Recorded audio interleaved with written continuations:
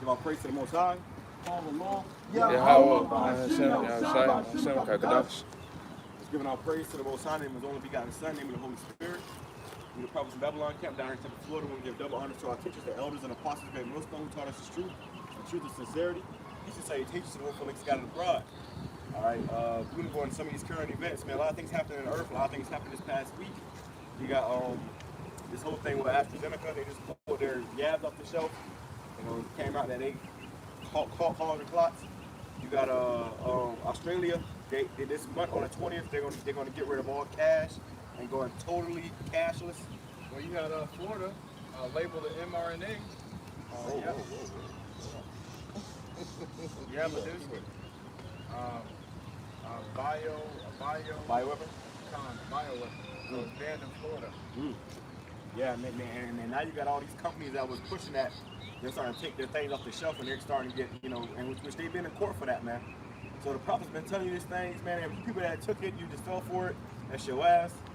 Also, we got last night and tonight, this weekend is going to be a geomagnetic storm. You're seeing all these pictures of videos of, you know, the sky being pink and green and stuff, man. You know, so we in some serious times, man.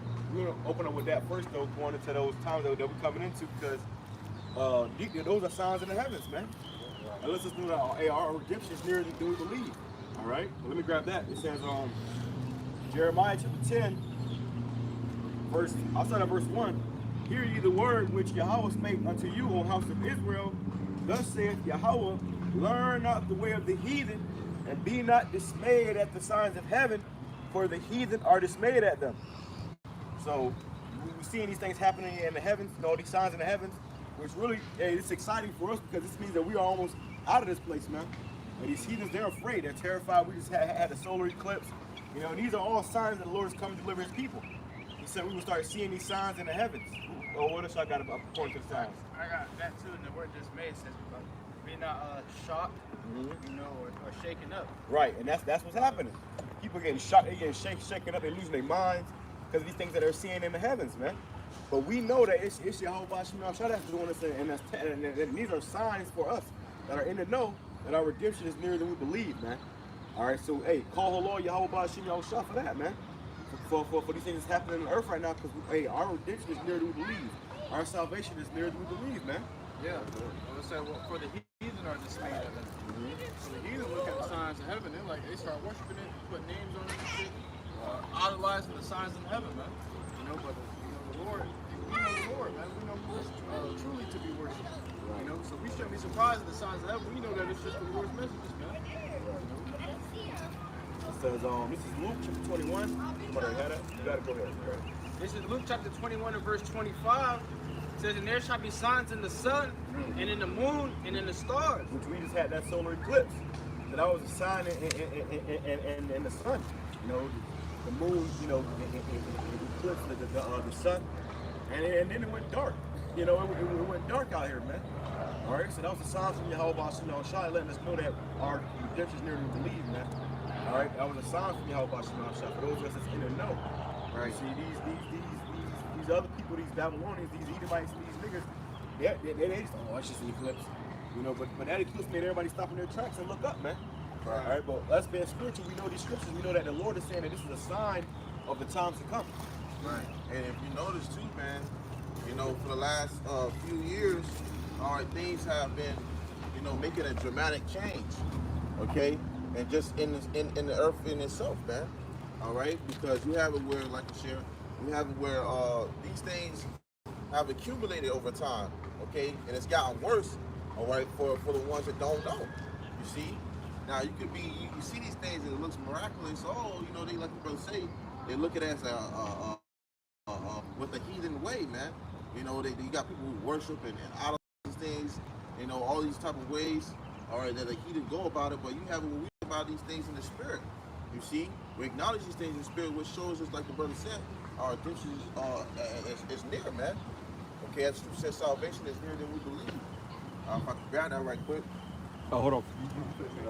It says, and upon the earth, distress of nations with perplexity. And you see that too, distress of nations. You got nations, you know, at warring. You know, you're hearing talks of war going up more and more. I keep seeing videos, bro, of either Ukrainian troops or Russian troops in a hole in the ground, you know, and then a drone flew over and dropped a bomb on them, and their bodies getting mutilated and thrown all over the place. You know? That one with the tank came through and thought it was Russian soldiers, realized it was Ukrainian ones. Through the whole platoon to the weeds, they were running people over and stuff, smushing bodies and that, and you know, that's gonna come here. All right, it's gonna end up here in America, all right? Because these nations, all right, they're already going through the motions with that perplexity, man. They're already seeing the distress of the events that's taking place. Okay, you Babylonians, y'all are still going to the store happily. All right, sitting on your couch, watching TV, you know, just enjoying it. Life passing you by. Life passing, every day passing you by. Like, what do I want to do tomorrow? I think I want to go, you know, to a theme park. I want to go do whatever, man.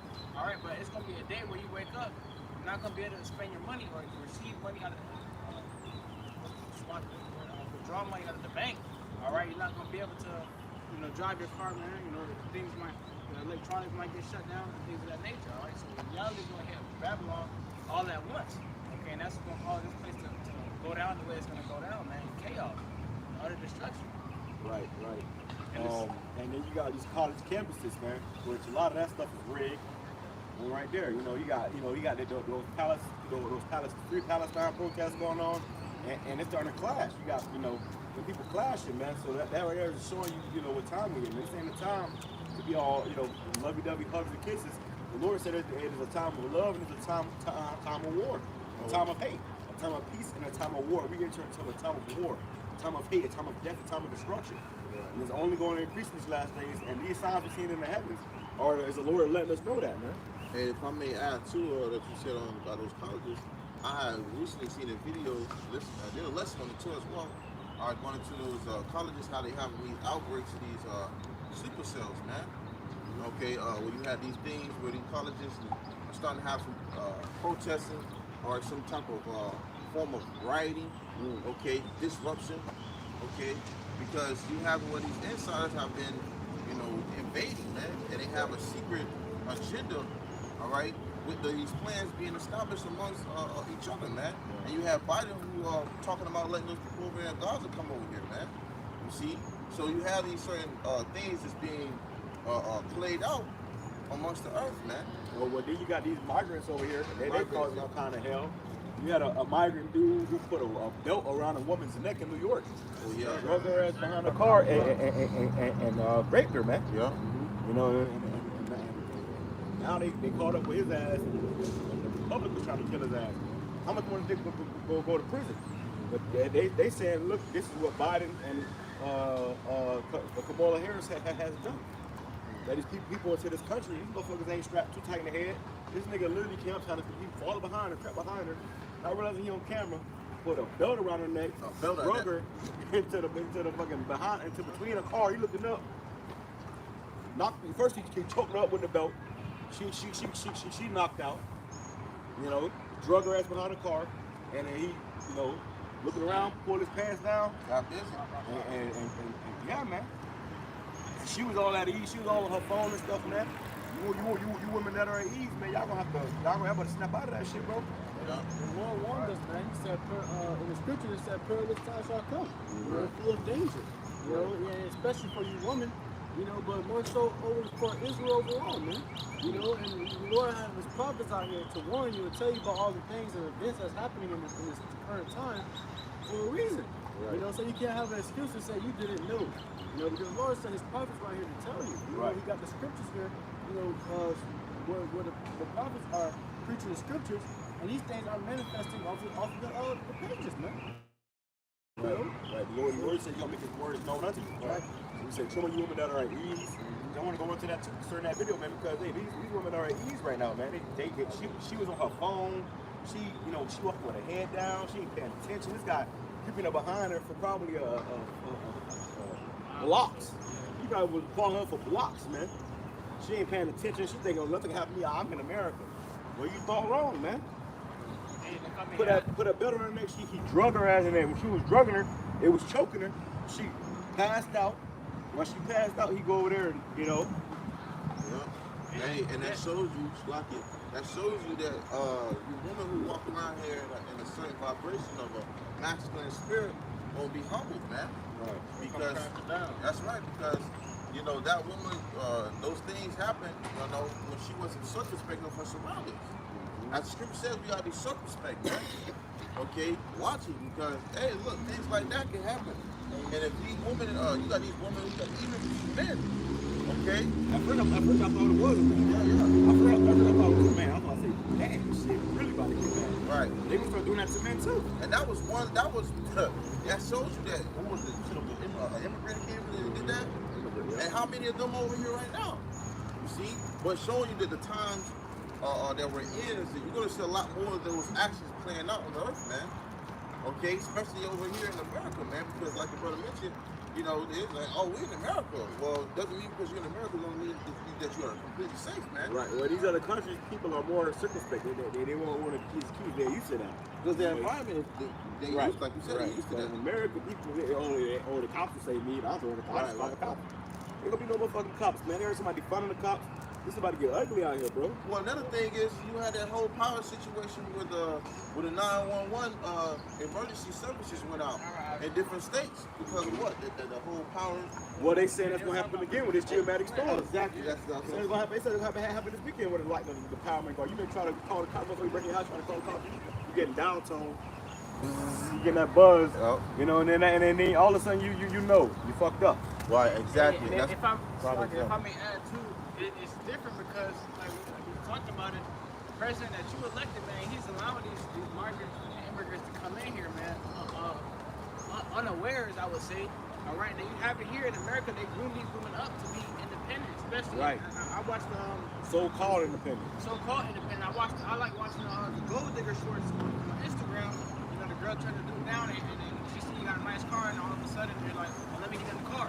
You don't know this dude from a can of paint. You're going to get in his car, and the majority of these women out here in Babylon, America, man, just looking around, women come out the house with big shirts on, panties, you're able to see them, man, with Camel tight- toes, camel toes, nipples tight poking out, shorts, man.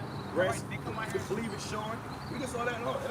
Grandma just passed by here, man. You can see she had tight shorts. You can see everything, man. Okay, so it's like, you know, imagine a migrant coming from, let's say, Mexico or something like that, who's deprived of certain things, or used to seeing women all jeaned up, all dressed up all day.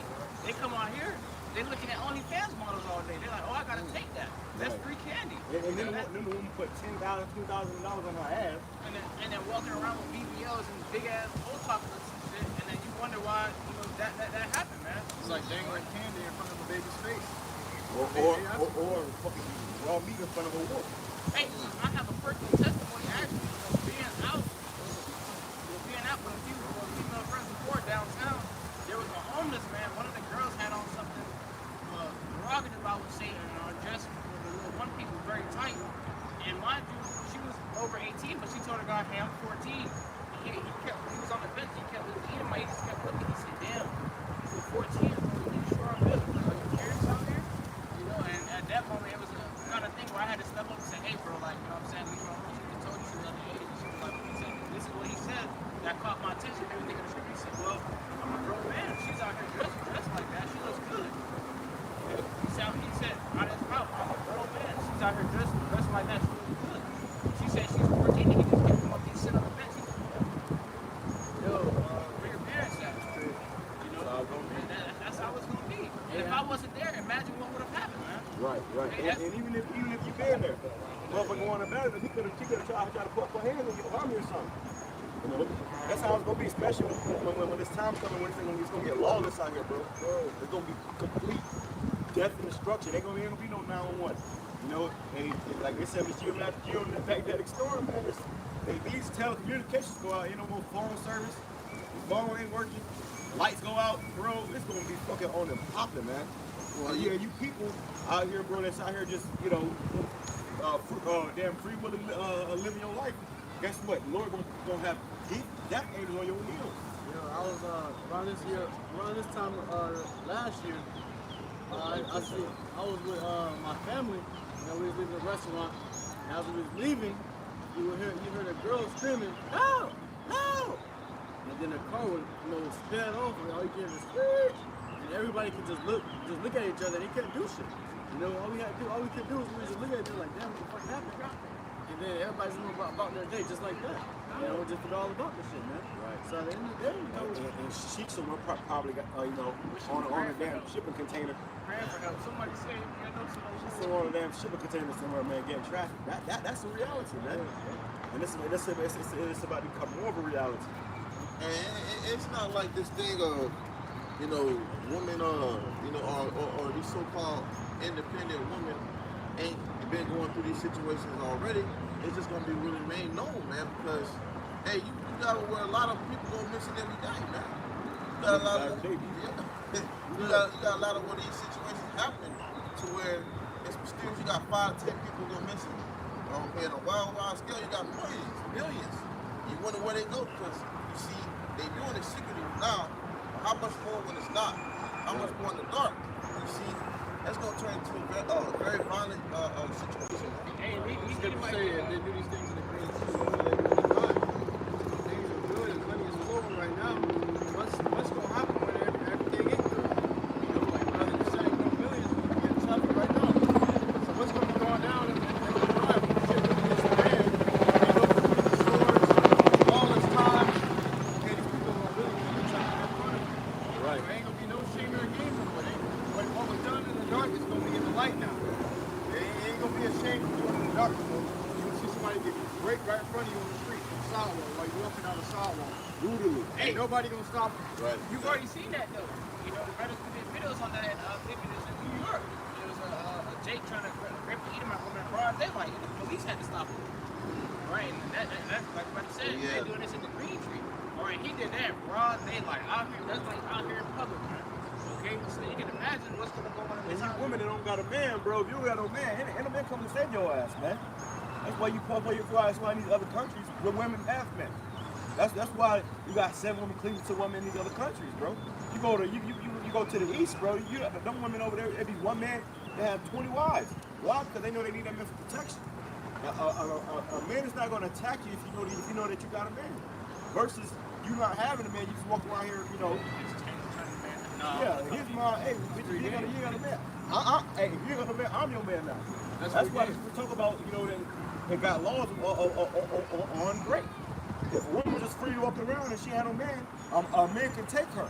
That's the reality. All this political correct shit here in America, all this crying, but it's not morally right. This is reality, bro. Yeah. We are living in the motherfucking jungle. All right, and as things get worse out here, it's gonna start turning up. If you don't got a man, you don't got a man. I don't need a man. You're gonna see how much you need a man that day. Right. Because any man out here is not gonna lose his life to save your fucking life. If he don't got no ties to you. Right. You know? You said that beautifully because you said it's a reality. It's gonna be a going to face reality.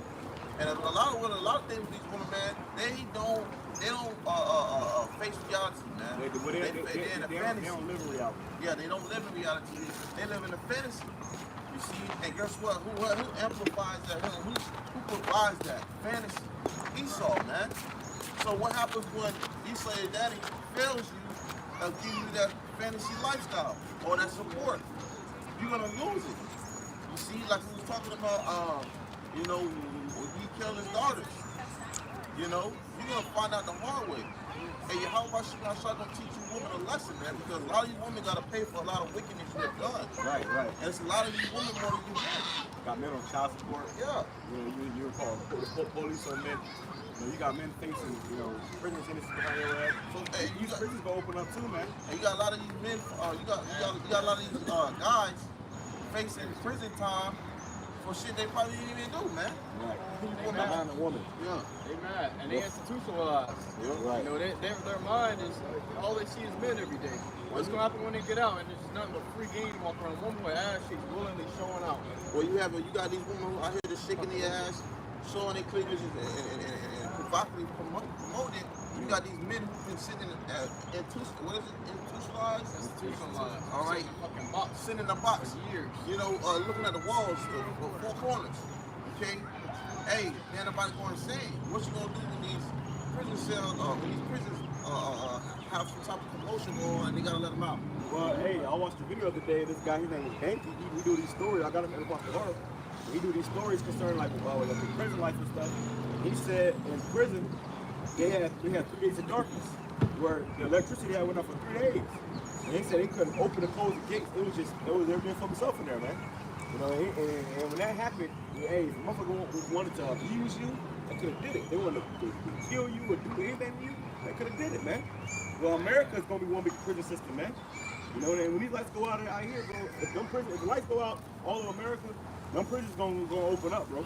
Hey, what you know? Them COs, hey, I ain't getting paid for this. They gonna leave, you know, and then the prisoners gonna get out, you know, and then they gonna start doing the fuck that they do. Well, you know, it's crazy because when you actually look at the time zone of when they started the whole 19 thing, all right, it was in increments. It was in stages, and they did it with different parts. You know, same thing over here in America. There's certain parts of them in the States that's running out of power. You having these different cyber attacks. You having all these different solar flares that's causing power to go out. Well, what is that causing? That's causing an opportunity for Esau to use to his advantage. You see, that's why Scripture says to not be ignorant of Satan's devices. Right. Because he'll do all this in increments in different places until it's all a worldwide shutdown, man. Well, crazy You know? about it is, you know, there's gonna be so many problems hitting America at once. The least thing he's gonna be worried about is trying to keep the people under control, man. All right, so it's gonna come into lawless times where people are just looting, doing whatever they want, you know, ravishing women. You know what I'm saying? Because at that time, you know, you got America worrying about the war. You got America worrying about, you know, trying to, you know, get the people, you know, straight, and all these other different things, you know, famine, you know, destruction, fire, all these different things that America has to worry about, you know, and they're not going to be able to, you know, to control America anymore, man. There's going to be a lot of chaos. Well, look, you got these women that walk around here wearing spandex. Every woman you see nowadays, they're wearing them little tight ass spandex. Thin as hell, them shits get ripped with no ease, man. That's why back in the ancient world, you had such thing as chastity belts. You know, fathers would put their daughters in chastity belts so they didn't go around and slip around and nobody could just, you know, jump on them. But now these women, it's easy access, man. They just walk around with their asses swinging. You know, so it's gonna come to a point where, hey, these people gonna lose their shit. And you're gonna put spiritually people, man. Bring that back. Bring that back. It says Luke 21, verse 26. Says men's hearts filling them for fear and for looking after those things which are coming on the earth. So hey, you're gonna have grown ass men that's gonna be, you know, terrified, man. You know, in fear. You know, losing their mind. Okay? Hearts failing them. Alright? For fear. It's gonna be a lot of fear out here, man. It's gonna be no more happy hugs and kisses and smiles and peaches and daisies. No, it's gonna be straight fear and terror out here, man. It's gonna get butt nasty out here. And that's why the Lord is showing us these signs in the earth. He's showing us these signs, man. Letting us know what's coming. If you have eyes to see this ain't something, you know, and do it, you know, you see these particular videos and pictures of this geomagnetic storm. It looks beautiful, but there's a downside to that. It's very beautiful, but it's also very ugly. Because, hey, when the lights go out, when that electricity go out, when that telecommunications go out, then what are you gonna do? AC go out. AC go out, right? Go ahead. It says, for the powers of heaven shall be shaken. Right, these elites. They gonna be shaking up and they gonna go into them bunkers, man. You gonna be outside, you know, the White House. Boy, we're fighting. Biden gonna be in a damn bunker somewhere. Right. All right. Well, we're going eating on some damn cheese. Why you protesting outside the White House, man? Millions away from the White House. Go ahead. It says, and then shall they see the Son of Man coming in a cloud with great power, with power and great glory. And when these things begin to come to pass, then look up and lift up your heads, for your redemption draweth not. Right. So you see anything that's coming to pass in earth, the Lord said, look up, for your redemption draweth not. So this means that our redemption is drawing nigh, man. And before we can get delivered out of this hell, hey, to get to heaven, we gotta go through hell. Okay? Which we here in America, this place is gonna be the worst place you could possibly be in the world. Even worse than a third world country, man. Because everybody's at ease here. You know, these Americans, they got more guns than they got people here in this nation, man. You know? So it's gonna be like that out here. And if you don't have the Lord on your side, guess what? You are through. Right. This place gonna turn into a war zone, man. You got more? You know?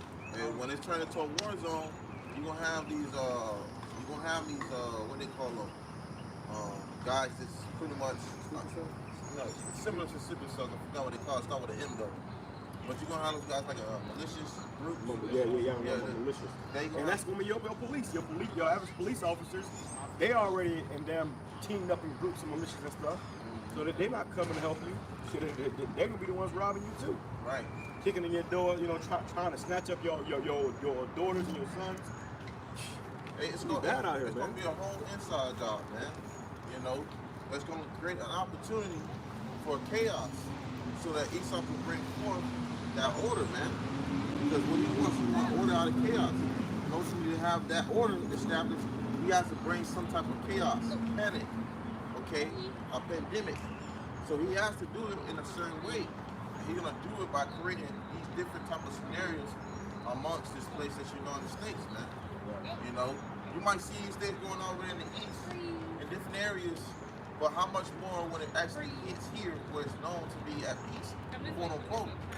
You see, it's gonna be nothing but happiness going on, man. It's that order out of chaos. You got that Avengers movie, Age of Ultron, where at the end of the movie, you know, they were just talking. The protagonist, the antagonist was talking. I don't remember their names. They was talking, they was having a conversation. Dude was about to die. He was like, Americans confuse chaos and order. You know, as if they're different from each other. You know? So right then and there, they were already pushing on vibration of order out of chaos. You know, he said it's basically the same thing. So that's how they established it. They cause the chaos, and they establish the order just like that, man. Right. So, And in that show, Fallout, they're searching that show Fallout. How, you know, the people that was calling the shots, the people that created those vaults, those bunkers, they're the ones that orchestrated those damn bombs to drop, man. You know, to try to get rid of society. So, you know, the people. So, hey, you know, this is all, you know, been done behind closed doors, but we know that the Lord prophesied these things gonna happen. right. So when they happen, to those of us that know, they ain't gonna be surprised. Those of you that don't know, you're gonna be shocked. You're gonna be blown. You're gonna lose your minds, man. Run around like chickens with your heads cut off. Right, hey, he's the mad scientist, man, in the bunker, man. He's the mad scientist. He the goddamn he the one that's when you play those Call of Duty games, World War II, and you go in the bunker, you see the motherfuckers dressed in white coats, okay, goddamn doing some strange shit. That's Esau ass, man. Those things is mad scientist, yeah. That's what he's around here doing. He's stirring up some shit. He can't wait to test his projects out, man. Okay? So when you see these things on a full wide scale, you're gonna know, it's gonna be well known that who it is, who's the wicked of the earth. I mean, I had to help you touch up on that point too. Going into the order out of chaos thing, man, we understand that you had to see what already happened, man. And we understand that Esau is observing the people, so he knows how to move. It says the basic answer of what does chaos come order mean? It says what we see as chaos in life has an order and structure to it that becomes apparent when we observe it over time. And what has Esau been doing this whole time since the C19? All right, and even before that, man, he's been observing how you people respond and act to certain things this whole time. All right, the word that we use on, the word that we use condition. Esau has been observing you and conditioning you to get ready for this NWO. All right, he's been observing to see, okay, if chaos is going to come when I do this, what are we observing that's going to be the solution to this, man? These people are not going to have any money, they're not going to know what to do. All right, so we're going to have that. All right, they're going to bring out their seedhood, man. Okay, and that's what's going to, they're going to use that to seek to try to make peace onto this earth out of the chaos. Right. They're gonna cause all these problems. They're gonna say this right here is all your problems. Yeah, see, it says what we see as chaos in life has an order and structure to it that becomes apparent when we observe it over time. What has Esau been doing? Observing people over time, man. Okay, so he's gonna come out with this, and that's gonna be the solution to all your problems. In reality, it's all the problems, man. Right. And that's why they burning up, you know, food processing facilities. It's buying up all the crops, destroying crops, farms. You know, when they destroy all the food, they do it on purpose. Because what? When they tell you, okay, if you want to eat, you gotta come to us. If you want to eat, you gotta support this right here. That's happening in Australia right now, where they're saying how they can do digital, man. Ain't gonna be no more cash. You don't have to go there with more cash. You can't go out and make a buck without it being, you know, controlled and there ain't no more side jobs. It's gonna be, you know, everything's gonna be on the books, man. And then Esau gonna be able to tax you for everything. You see? Hey, well, when you think about it too, look at it when we was growing up at a period of time, we was able to see certain damn trees, certain damn fruit trees, and certain, I know. Right. But Esau, what he did was, in the midst, he would go around chopping trees down, you know, go around cutting these down natural things that they're doing out of the earth. He would cut down for his natural purpose or for his own purpose. All right, so he could sell them back to you all jacked up. And he did it that way. Okay, he did it that way on purpose so that he could have control. Okay, like the brother mentioned, he said Esau he does these things because he's been monetizing you. Okay, he's been watching you. Control freak. Exactly. And all he knows is to like the brother said, control, man. So he's gonna do it to his advantage. So how much more when it comes to things like your food, your water, your clothing, your consumptions. Because America is full of what? Consumers. All right? So he knows how to play on your mental because he's been studying. That's why you have all these different type of methods they have when it comes to their technology. All right? They can scan you. They know the goddamn the thermal red scanner. He knows the whole nine. You know, he has it all set up. He knows you before you even know yourself, man. You see, and this is how Esau has programmed it so that when he comes and applies these different restrictions and things like that upon his system, that you can't really do too much. Right. So you got what you call the hood. You know, I noticed that when you go in the hood, man, you don't really see too many fruit trees, man. Where you can grow your own fruit at and stuff, man. You know, but I noticed, but in the suburbs, man, that's where you will see it all at. You know, I just first seen my first pineapple tree, man. I never seen a pineapple tree ever, man. You know, but you won't see that in the hood. You know, the only way you can get it from is the grocery stores where they put all types of chemicals, pesticides, and all that stuff. And, you know, pollute the fruit and stuff, healthy things, all these different chemicals, man. All right. But you got it where in the suburbs where, you know, you got majority of Esau, Edom, you know, where they live, you got all types of plant trees, man. You know, you got a little peach tree, the pineapple tree, you know, apple trees, you know, oranges, mango trees, all that, you know, where they can pick their own fruit that's came straight from the ground, man. You know? You catch a Jake, find Jake growing in their own garden in their backyard, and Esau coming and confiscating it. Right. They'll find you. Charge you with I just seen a video on that. Yeah. And it's, hey, you paying every month for the property. You come to find out it ain't yours, and they come confiscate your garden and go in the back. Right. What they tell you, you can't grow garden. Okay, That's why and Esau owned his houses, you know, and I saw that too. You know, I saw there was one Edomite who owned his house. He had pineapple plants all over his house. So, you know, that's what I was doing, like landscaping and shit. I would go there. Every time I go there, I'll take a little pineapple, man. You know, the guy was like, yeah, man, hey, you know, because he had so many fucking pineapples. Every time I went there, it was like every time I went there, it was growing fast as hell, man. You know, so we don't have that in the hood, bro. Esau is slick because most of the fruits that are in the hood stores, like the brother was saying, or the hood Walmarts in that neighborhood are like regular fruits. But you walk in a nice big public to the Edomite neighborhood, you have big giant organic signs. All right, big fruits that are not used with it says produced or involved in production without the use of chemical fertilizers, pesticides, or other artificial agents. Okay, organic farming. Okay, so these Edomites, they used to eat organic fruits and stuff like that, man. Jake didn't grow up on things like that, man. Like Jake grew up, Mom, I want a mango or something. Go to the store and grab a regular mango. No, it ain't Hot Cheetos, goddamn. Canned mango. Yeah, I was about to say that. You grew up on canned mangoes. Yeah. You get mangoes out of canned, great value and shit. Pineapples. You know where them shits came from, man. Shit got sugar in it. Yeah, sugar added. Added Yeah, preservatives man. to keep it non-perishable and shit in the can, man. Yeah, man, we in hell, bro. Let me grab this real quick, though. It says on Luke 21, verse 9, but when ye shall hear of wars and commotions, be not terrified. For these things must first come to pass. So these things must first come to pass. You see it happening. Okay, that's the scripture. Hey, the scripture speaking. The scripture people standing up off the pages and looking at you dead in your face now. That's why you don't hear the term conspiracy theorist so much anymore.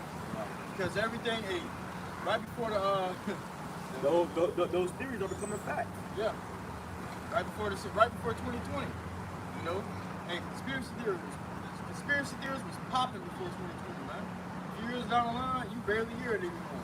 Because now people are starting to realize and understand. And they find out that the people who you call, because you got to be careful with that word.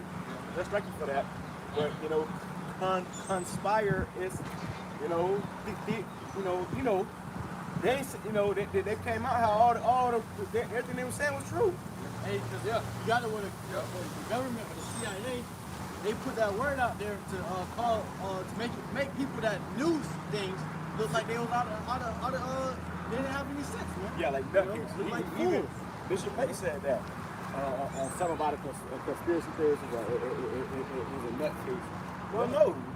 You told motherfuckers to take that yab. Now they coming out with court documents saying that shit caused, you know, They're in court right now. Heart problems, cancer, death, brain problems. They're in court right sudden, now for that. yeah, sudden death. You know, That's actually been the big topic right now. It's people, it's been Edomites actually in court fighting that, saying no human should have ever taken that. Yeah, and they said that because RA, you know, when it affects, all right. They said that yeah was not supposed to be messing with that, man. All right, and it caused a lot of people to death. Well, that's how you know this is the wicked, man. I posted a video in the chat. Y'all watched that video? It was a woman. She was the one who was this goes off the X, man. It was a woman off the Alex Jones show. She was going into it how she was like she worked in the hospitals and stuff. She said how she seen people die hours after taking that shit, man. She said it was like their bodies was rejecting everything in it. It was like she said it was shit coming out of every crevice in their body. Out of your eye ducts, out of your nose, your mouth, your ass, your ears, any hole in your body, shit was coming out of it because your body was trying to push that shit out. It was trying to push that shit out, man. So it wasn't natural. It wasn't supposed to be like that. So that's another thing too. Because you got AstraZeneca just put all off the shelves. But you got these other companies that start pulling off the shelves too. And what's gonna happen is people gonna start rioting for that shit, man. Right. Yeah, my fucking whole family died. They took that shit. You know, it's gonna get mad, bro. You got people that took that shit that ain't croaked over yet. They gonna croak over soon. And you know what's crazy? Because they not making that known. They not putting that out there, man. Right. That was we know they're not gonna do that. Because guess what? That's them demonizing themselves, man. But the Lord is exposed there already. Exactly. He got to go to court, and then when they go to court, you know, they got to make these things public. And even that thing with AstraZeneca, they didn't come out and say that. It came out in a damn court case, man. Right. So they already knew that I was doing that, and they still pushing out. It was still on the shelves. They just recently, I just saw a video. They just recently took it off the shelves like yesterday, man. You see? And that's what they're doing. They're doing that secretly because when they know when they eventually say publicly, hey, if you got this thingamajiggy, okay, the serpent's juice, it was you were wrongly mistaken to think it was going to stop anything else. And that's another thing because they're going to be trying to come out with something else besides just that. I just heard a thing about this whole bird to the food thing, man. So now they're trying to start some other shit that was going to be similar. So it's all not done yet, man. He just getting started, okay? Touching on the point you just said though, when they come out and actually confess what they did, okay, they holding back because they know it's gonna cause chaos. They know that the people are gonna flip out, they're gonna do shit because damn, my family member really died from this, my family member really died from that. You know? And that's how you get order out of chaos. They just holding on to that just to let it go at the right time, man. Right. And because look, it's lucky that's gonna create another fear tactic. But one that's going to cause a panic at that. That's what they want. See, imagine creating one that's not there. But imagine creating one that is there, that is no solution for what they say, man. So now these people that's gotten this thing, they're going to be walking around like, well, what I thought was going to help me, actually, is going to harm me. Right. You know what I'm saying? So now these people thought, that creates all these demons to hop on them. You know what I'm saying? You start tripping out like I already got it, and then Esau, it's like he's gonna know what to do. He's gonna know what to say. He's gonna be like, listen, if you got this, Reverse. if you got this, we're sorry, but we might have a solution that you know. Right now, you're gonna have to go on a like 6 to 12 months probation or something, like, you know. And it's gonna be Go ahead. You know what's crazy is the fact that, you know, no one's talking about what's going on in the court right now. They're talking about Kendrick and Drake and shit, man. Oh yeah, it's a distraction. It's a big ass distraction that got a lot of people that's not looking at what's really going on behind closed doors. You always got something the next day. It's not the next month. It's the next day, man. It's something new, man. It's some new shit. You know, I was on Dom is the news, his Instagram page that gives you a whole bunch of news articles and stuff. And they was talking about how, you know, they was talking about how something happened to somebody and they died. And they was in the comments, they was like, what I gotta do with Drake and Kendrick beef? You know, so people's mind are so, you know, infatuated with the whole thing with the rap beef. No one's looking at what's actually going on in the world, man. All right? And you know, and that also goes into this thing with Israel and Palestine. Yep. See, because Kendrick and what's the name? They owned by the same fucking label, man. Yeah. You know, you go into it, only 3 real major music labels, and they all ran by the small hats, man. Yeah. So the small hats, they push these things out. You know, rap beats and shit, which is all fabricated to keep you distracted. They keep the sheep's minds occupied, so they can't think about what's really going on behind the scenes. Well, Kendrick were dropping, we're hitting record numbers, man. 24 million, 22 million. Okay, this is what people looking at rather than looking at what's actually going on in the world. You gotta understand these Esau Edom, they have crafty counsels to know what get you niggas going, man. All right, so they know and they talk about it and they planned it out, and they put this out into the mass media because they control the media, man. You know, so they put it out to the mass media and they're able to control it. You know what I'm saying? Where they can get rid of information. You know what I'm saying? Put a bigger distraction in your face where you're not even thinking about it, man. You don't even notice what's going on. You know? It says, Luke chapter 21, verse 9, but when ye shall hear of wars and commotions, be not terrified, for these things must first come to pass, but the end is not by and by. So you may be hearing of it now, but that don't mean the end is coming tomorrow.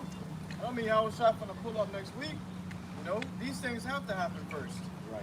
And these things must come because these are those signs that you got to see in order for YAHAWASHI to come first, man. Well, the scriptures say these are the beginning of sorrow. Got that right now. Yeah, bring it out That's next. the same thing, ain't It says, then said he unto them, nation shall rise against nation, and kingdom against kingdom, and great earthquakes shall be in diverse places, and We famines.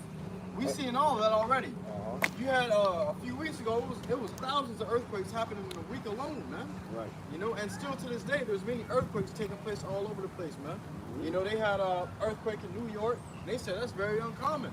Right. You know, but the Lord is His Spirit. He's pouring out His Spirit in the earth, and all these prophecies are coming to pass all over the world, man. No place is safe. It says, and famines and pestilences.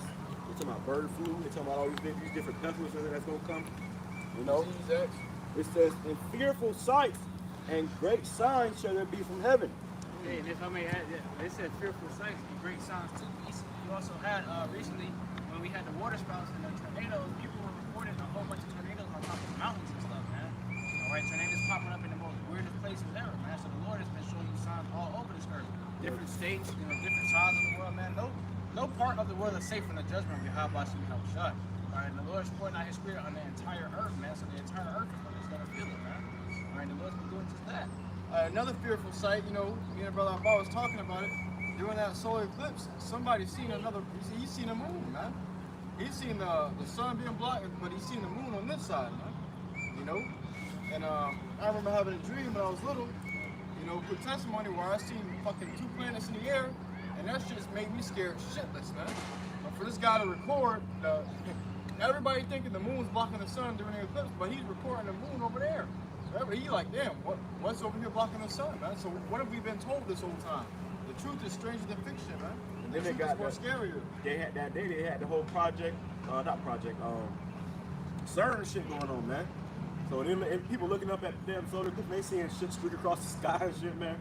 Chariots So it was mad chariots out, but then you had like, you know, spirits and shit. One of the brothers that did the video, he did the video, motherfuckers having a riot, and they're filming this riot. And on the wall by the right, you see a shadow of a damn like spider creature crawled the wall. What the hell? And that shit, it was. And it was in the crowd of people. Yeah, it jumped out of the crowd and ran out the wall. People couldn't see it because it was visible to the naked eye, but the camera caught him. So that was like a demon, bro. Like, you know, hey, this shit is amping up, and it was literally a riot. So that demon was enticing that riot, man. You see, so there's a lot of things happening in the spiritual world, man, that you can't see with your physical eyes. Yeah, they're saying, that's that movie. They coming out with a new series, a new season, Stranger Things, man. You know, Stranger Things is gonna be going on in these last days, man. Now they got a new season coming out. Stranger Things will be going on in these last days, man. You know, but go ahead, brother. It was in the same chapter that you read. You want me to really? get that read? Yeah. I was in Oh, okay, I got it, Matthew. It's the book of Matthew, chapter 24, and verse 8. It says,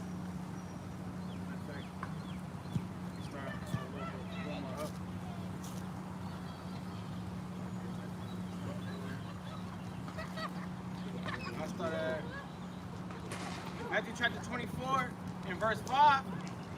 Well, verse 4, it says, And Yahawashi answered and said unto them, Take heed that no man deceive you. For many shall come in my name, saying, I am a Mashiach, and shall deceive many. We got a lot of guys that are saying, first of all, they the Lord and not the Lord. You got guys that say that he is the Lord. You got guys saying that they King David. You got guys, you know, don't be deceived by these guys. And the simple don't follow these guys. They will follow these individuals. They're going to lead you off a cliff. The blind, both shall fall into a ditch. Go ahead. It says, And ye shall hear wars and rumors of wars. And you shall hear wars and rumors of wars. So we're hearing about all these wars and commotions. That's going to increase, you know. Go ahead. It says, See that ye be not troubled. So we ain't supposed to be troubled by this, man. We keep hearing that over and over again. Be not don't be terrified, don't be troubled, you know, don't be dismayed, you know. And everybody else, that's for everybody else, man, but us being in the know, because we're not going to be terrified or dismayed by these things, man. We already know the Lord is doing. We already understand the Lord's will. And that's to destroy America. And he already told us that if we serve him in true and sincerity, we be that elect, we can be saved out of this.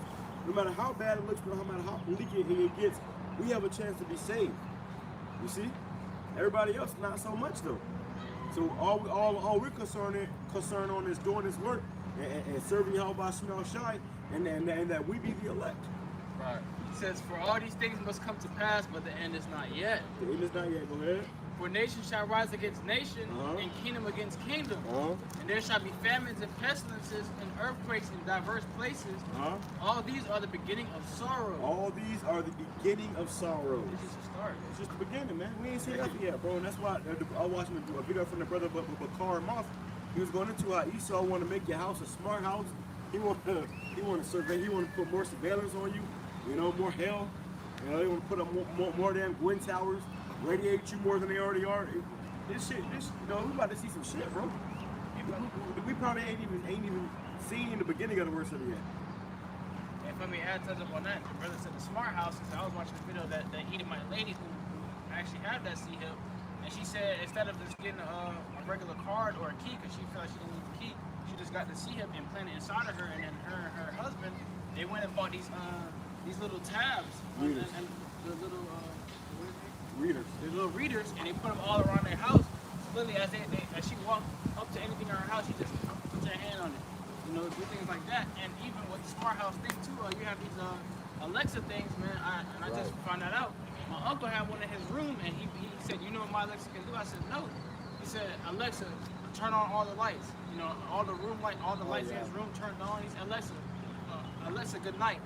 She turned off all the lights. He said, "Alexa, turn on the closet lights." She turned on the lights and everything, you know.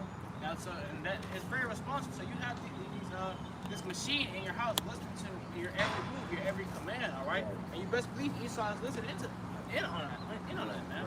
All right? You know, you say goodnight, and you know she turns off all the lights for you, man. That's why I do put them shit in my house. You know, we ain't doing anything illegal, but still, you know, you don't like listen to every conversation. But even now, you get a TV and it got AI in it. You got smart TVs, man. You know, so these devils, they don't find a way, and they want to make your damn toaster a smart toaster. They make your fridge a smart TV. I mean, you know, a smart fridge, a smart washing machine. They got fridges that can shake what's inside the Yeah, fridge. they got all that stuff, man. So everything is becoming, this technology is increasing where all they're gonna do is make it where Esau can surveillance you better, man. You know, and then what they saying is you can forget about prophecy, man. Ain't gonna be no prophecy no more. The word prophecy is gonna be, done away with, man. That's gonna be a thing of the past. That Alexa was hooked up to all the technology in his house. What that mean for you if you get a C-hip inside it? You walk around and say, good night, Alexa, and she turn your lights out too. All these things gonna be connected, interchangeably. Okay, and Esau gonna be able to make moves through things like Alexa, through things like Siri. Giving up a command, and they gonna connect to your C-hip. Yeah, C-hip can be hacked. The brother McCarr was going into it. He said how he was reading an article and it was saying how your car can tell your house that you're on the way home. So you drive home, you and your car, GPA tell you your estimated time. Sister's gonna be home at this time. Unlock the door. Y'all unlock the door. Unlock the door. Turn on the AC. Shit like that. Start the oven, yeah, shit like that. That's what he's done with the Talking car. about preparing dinner and, I need to put this chicken in on 250, the whole oven on 250, wait. Right. It's already free. Door open. Those are that's gonna make sure, for a lot of people see, and then make them want to get that C-hip, man. Oh, well, you got going into it with China. China making them humanoid robots, man. And I went into it in December of last year. How they saying how this is gonna be the major year where they roll these things out.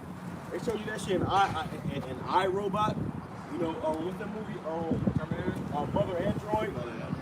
Everybody had a damn humanoid robot in their damn house, man. And you forgot, you could buy the robot dogs now too, 10,000. Right, 10,000. Put a flamethrower in that motherfucker. Yeah. Was that the Mother Android movie in the beginning? Mother Android, yeah. When they started acting up, Yeah. with the phones and yeah, everybody had a goddamn robot in their house, and then the robot started acting crazy, started killing everybody and shit. So That's by design, man. That's what they want to do. That's by design, man. and the only way to take it. I had a dream of that shit too. I had a dream that in my neighborhood, robots came to everybody's house to look just like them. And a robot came into my house and looked like my woman. And my woman was laying right with my woman. She was laying right next to me. And my son was out there, and my son thought it was my woman. And the robot kind of fucking trying to hurt my son. I came out there and tore the motherfucker apart. Now as I tore it apart, it was really robotic. But I tore the arms off and the leg off, and I got fucking mad as hell. I started tearing it apart, and it was really robotic, man. But if the person that is impersonating is right now, it's not right there in front of you, you ain't gonna know who the fuck it is, man. That's how good they get with this technology now. What's crazy is the robot's going to be smarter than you, man. All right? That's why it's called artificial intelligence. These demons are smart, man. You got demons running these robots, and that's why they can tell you everything about your last name, your first name, you can look yourself up, and you got your whole identity online, And the robots have access to that, man. So AI is coming to a big thing nowadays, where, they're going to put it in your everyday life where you use it, man. Right? I was just talking to the Jeff at my school. He was telling me, he was like, yeah, man, look at everybody around. And I looked around the whole lunchroom. Everyone had headphones in. Everyone had they had their phones. Or they had, they were showing another person something in their phone. So you always see, in the whole lunchroom, you see everybody with something electronic in their hand or in their ear. So you got it where, these radio frequencies, it's fucking firing up your brains and shit, man. This is 2 Corinthians 2, verse 11. Let's Satan should get an advantage of us, but we are not ignorant of his devices. And what he just said, this reminded me of that movie Terminator Genesis. When they came to the future, and everybody was looking into their phones and shit, man. So this technology is taking over the people. You gotta, I forgot what this movie was called, but basically it had the girl. She had a camera and she was advertising having a small ass. It was a camera that looked like a little ball. It was as small as a chip, and they had it on. They had it on her where it would tell every move, show everybody what she was doing. The whole world would see it. Everybody was watching it, and it was being advertised. The whole world was watching her. So she was advertising this, and other people started getting it. And she had cameras all over her house. Wherever she go, they could see it. So what they had was it was the parents, they were really old, so it went on the national television, everything was going on in the house, and all you see was the parents over there, having sex and shit, man. you know, and it went all over the national television, you know, and it was just showing you how, you know, they tried to get it where there was no more privacy, there was no more, you know, you being able to use the bathroom and shit, or you couldn't, you know, pop your own woman and shit. Watch every step. They showed you that in that movie Demolition Man, and also the movie Gray Snake that never came out. But it showed you in the trailer how the guy looked up and there was a camera in his house. You know, the camera was watching him while they're sitting at the table eating dinner. So that's what Esau wants. He wants total control. He wants to put you in the damn. He wants to be like God, man. Yeah, right. So to grab that. That's what's the Habakkuk 2. Grab it in the NLT too, because this devil, man, he wants total control. He wants to make sure that he knows everything. He wants to see everything. He wants to be in control of everything. And that's why this man, you know, he's gonna come down with great wrath. That's why Elon Musk said AI is far more dangerous than nukes. He said that because AI is going to take over the world, man. It's going to take over people's minds. And it's going to be in people's minds, causing them to do stuff that they don't want to do. You know, that's why the scripture says if you give consent to him, you shall be out of the prison. You're going to have to do what he tells you to do. You don't put the frequency in your head to do it. You know?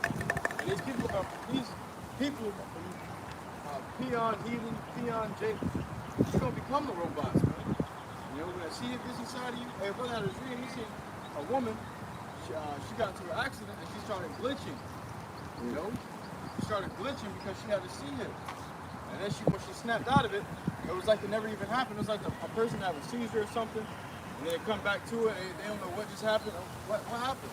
You know, she came back to it like it was a split second, but she was glitching for like a minute, you know? She came back as if nothing was happening, as if she just fell, she got into an accident, and she was still there like a woman the whole time, but she was glitching the whole time, and she was glitching like a robot does.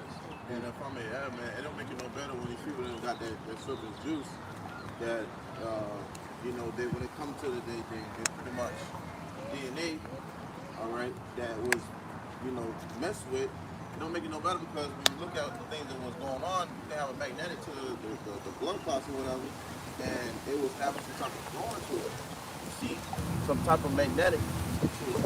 So when you have these 5G towers on, or when you start striking that up, we put that fluoralcohol in you. All right, all that makes you is another form of connected to that system.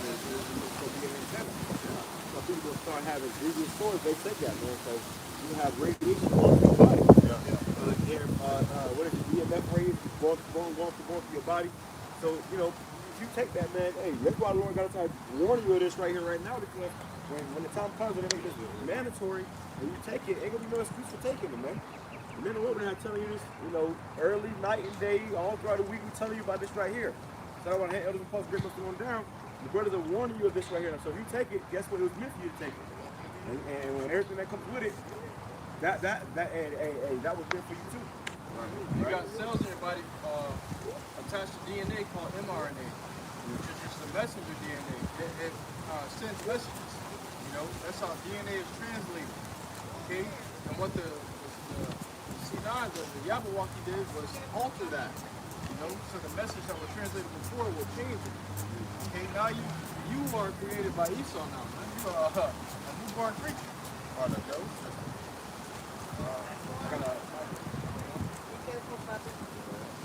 Book of Micah, chapter 2 and verse 1, we grab the NLT. It says, what sorrow awaits you who lie awake at night, thinking of evil plans? Who's doing that? These wicked elites, man. Or Esau, Edom. All right, he's talking about them being in power. Or the wicked, you know, Job 9:24 earth is given to the men of the wicked. All right, and this is the wicked, man. All right? It says, you rise at dawn and hurry to carry them out. Right. Simply because you have the power to do so. Right, because he has the power to do so. So he's gonna take full advantage and using his devices, man. All right, it's a part of his sword. It's a part of his deception. Okay, and he uses it. All right, when you were out here comfortable in your bed at night. That's why when the C-19 situation happened, you had all these 5G towers popping up automatically, man, overnight. Huh? Wind towers popping up in the middle of the night. You wake up, you see these things blended in, hot. A new wind tower in the neighborhood. Yeah. Well, I remember during the lockdown, I was still riding around. I'm riding around and shit, and I remember they had fucking crews out putting them shit in the middle of the night, man. Yeah. While you in the house, cooking the house, sleeping shit, they were doing that shit in the middle of the night, bro. So you came out the next day, everything was changed. Right. When they had that lockdown, that's why this second they had that, because they did a lot of shit in that lockdown. They put out them signs, they put out those wind towers, and they did a lot of shit, you know, under people's nose. They was working overtime. Right. They put the curfew out, and you can only have the essential workers go out to work. Go back home. You know, and I remember I was going to work at 8 o'clock, 8 p.m. Usually traffic be moving, man. There was barely anybody on the street. You seen a few officers on the street. You know, I was like, damn, he might pull me over to check to see if we want to work or not. Remember, the job was telling me to carry this paper around so that you could show it to the cops if they pull you over because you out past curfew, this and that, man. You know, but while it was going down, like Brother said, man, you see these shit just spawning up out of nowhere. Yeah. And they were building it fast, man. Right. My motherfuckers be out there, they damn work cats, you know, on the ladder, you know, putting them things up, man. And then now they got it where you look right, you don't even see them anymore because they disguise them now. They disguise them as a tree, a cactus. Yeah, one like a cross, they disguise them now, man. So they put all that shit, and then you be forgot all about these towers, but they all over now. Also, too, you got those purple lights. Yeah. In every neighborhood, you got every couple lights is a purple light. That right there is a damn tower too, man. Now the purpose for those, I remember my brother had did a video and I watched the video on it. Those who take it to the stand under that, your veins light up as like bioluminescent, they light up like light green. Right? When you were a kid, you had that invisible pen and it had that UV light and it shows up and it shows up as lime green. You took that yab and also those extra ones that he's so encouraged you to get, your veins bio-illuminated, man. So it shows up. And pretty soon, these regular street lights are going to turn into those UV lights, man. So you're going to be able to actually physically see who has that in their bloodstream when they walk under it, man. Right. I got two shows. It says, I got two actually. Ecclesiastes chapter 5, verse 15. Be not ignorant of anything in a great matter or small. So this is the main reason why you're not supposed to be ignorant to these things. Because whether it be a small thing or a big thing, all right, it can turn to something major overnight, man. See, just as simple as something you think is common cough, or you know, you think you take something and be gone, or you see Esau, he can take that and make it major. So you gotta be aware of these devils, man. And anything in these devils a way of doing things, you know. And people are so ignorant. We live in a very ignorant society. People are dumb as hell. Yeah. If Esau tell you, oh yeah, what white? Whoa. If it was, I would have seen it on the news. You tell about anything now, they want you to show them a 5-page summary on it.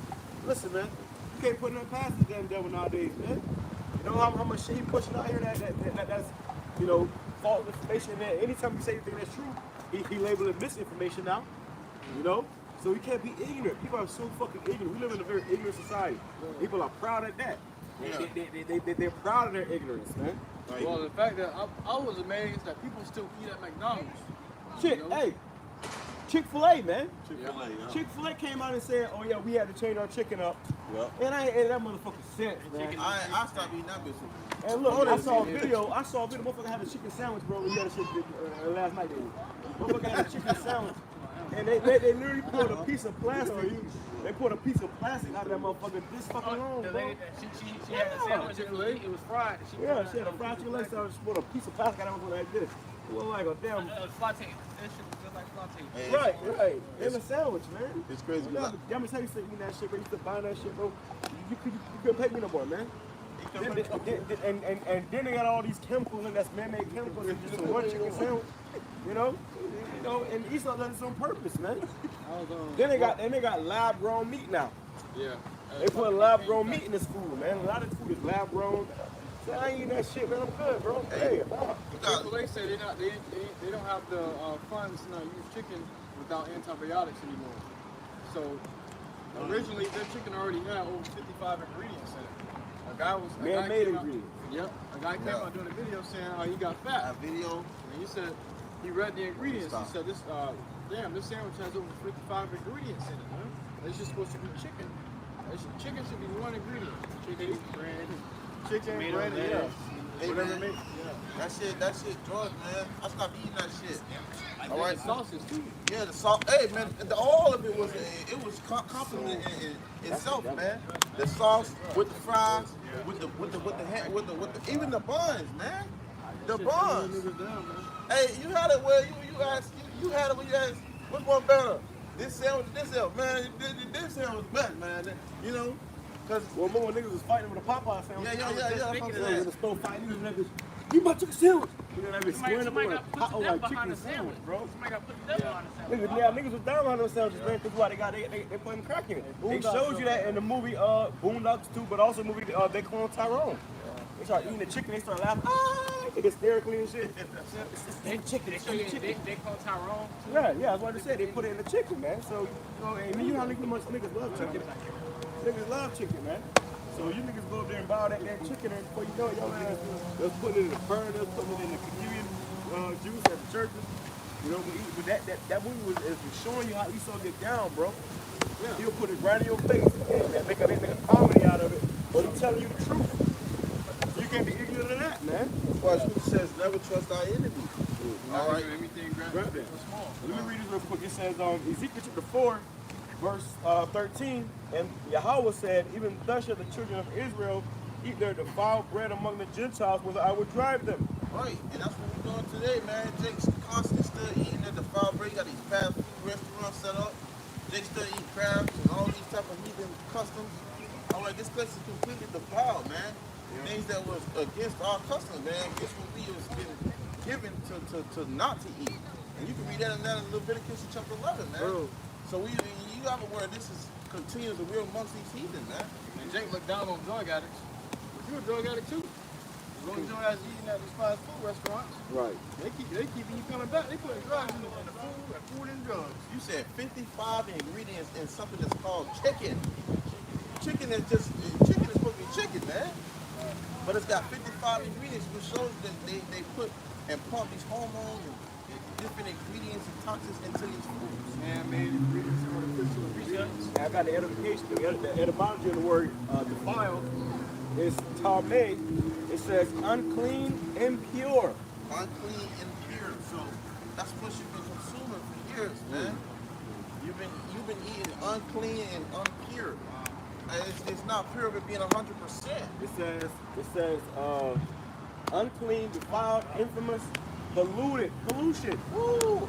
It says defiled in a religious sense, defiled, infamous, polluted, pollution, unclean. They said pollution. It's going in. The scripture's going in, man. Unclean.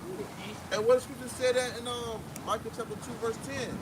For it was polluted, it shall destroy you. Okay? Verse, you read that? This is what we consuming every day, man. You know, you got the definition of The brother said stuff is impure.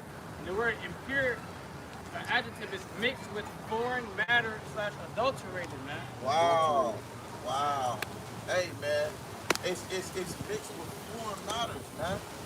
Okay, adulterated. So it's been tempered, man. Yeah, it's been temporary.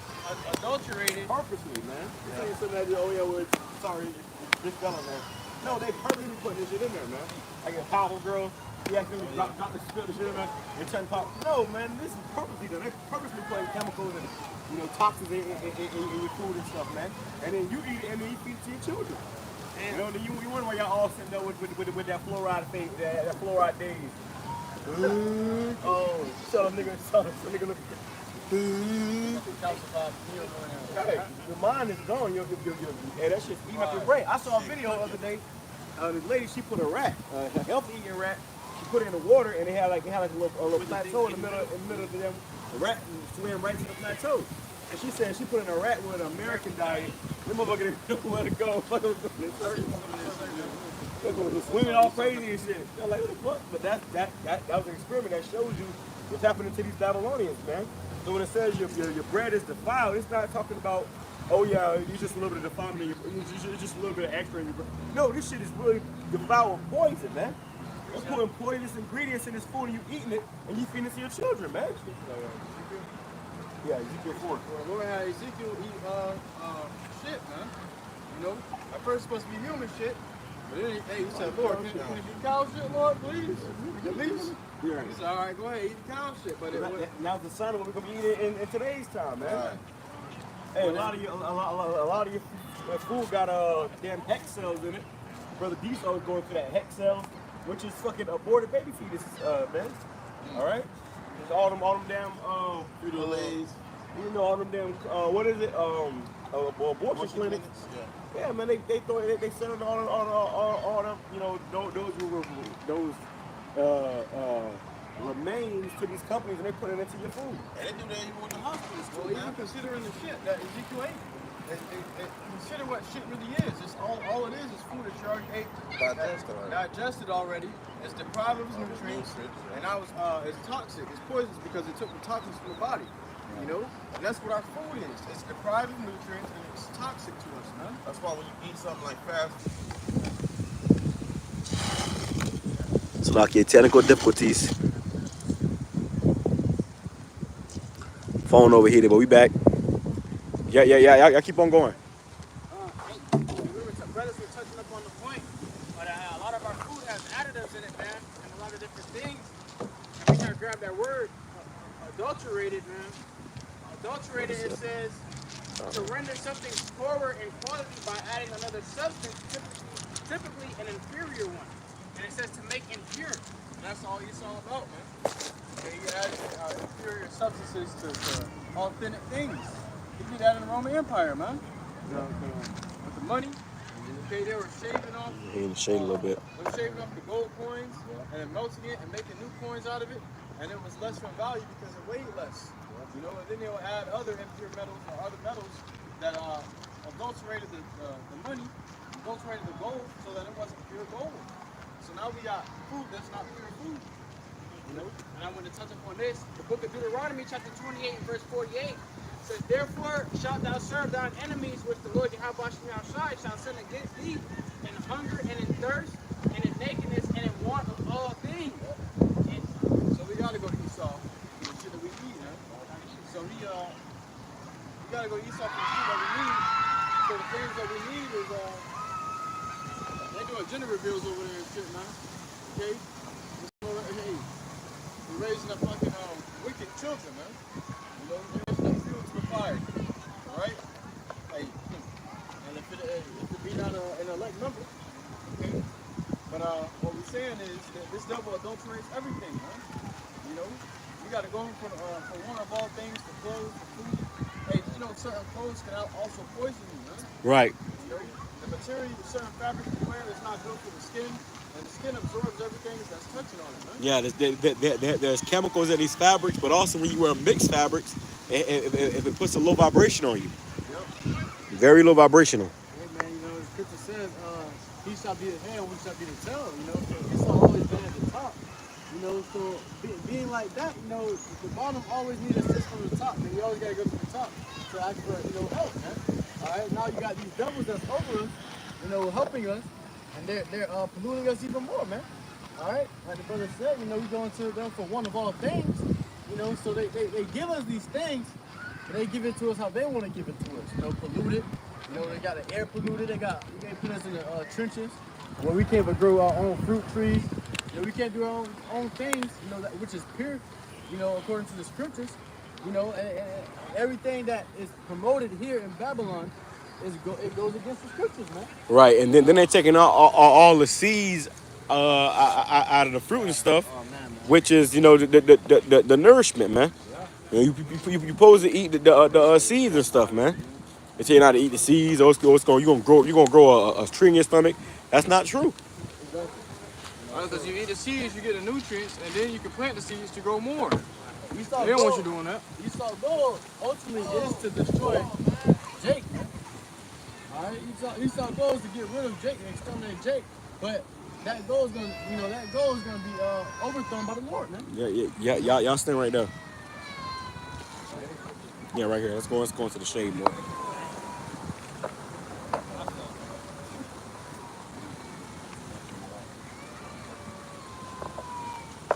Yeah, man, you know, you got Esau, where he do all these different things, you know, that goes against the scriptures, to put us more in sin, man. So even if Jake try to do good, man, we can't do all the way good, man. All right? You try to eat right, you can't eat all the way right. You try to eat some fruit and try to eat healthy, you don't even got seeds in the fruit. It's chemicals inside the fruit. So this place is meant to destroy Jake. This place is meant to destroy us, but Esau, Edom and himself, they got all the high quality fruit, all the high quality food. They know all the best places to go to get water. To get the best type of nourishment for the body. Hey, whenever I go to go grocery shopping, I go grocery shopping with anybody in the neighborhood, man. Hey. I used to go to the meat store in the hood and shit, bro. And it might be a little cheaper, but man, that shit, I couldn't tell what the fuck was chicken or what the chicken on, man. The bones be broken on the chicken be raised in poor conditions.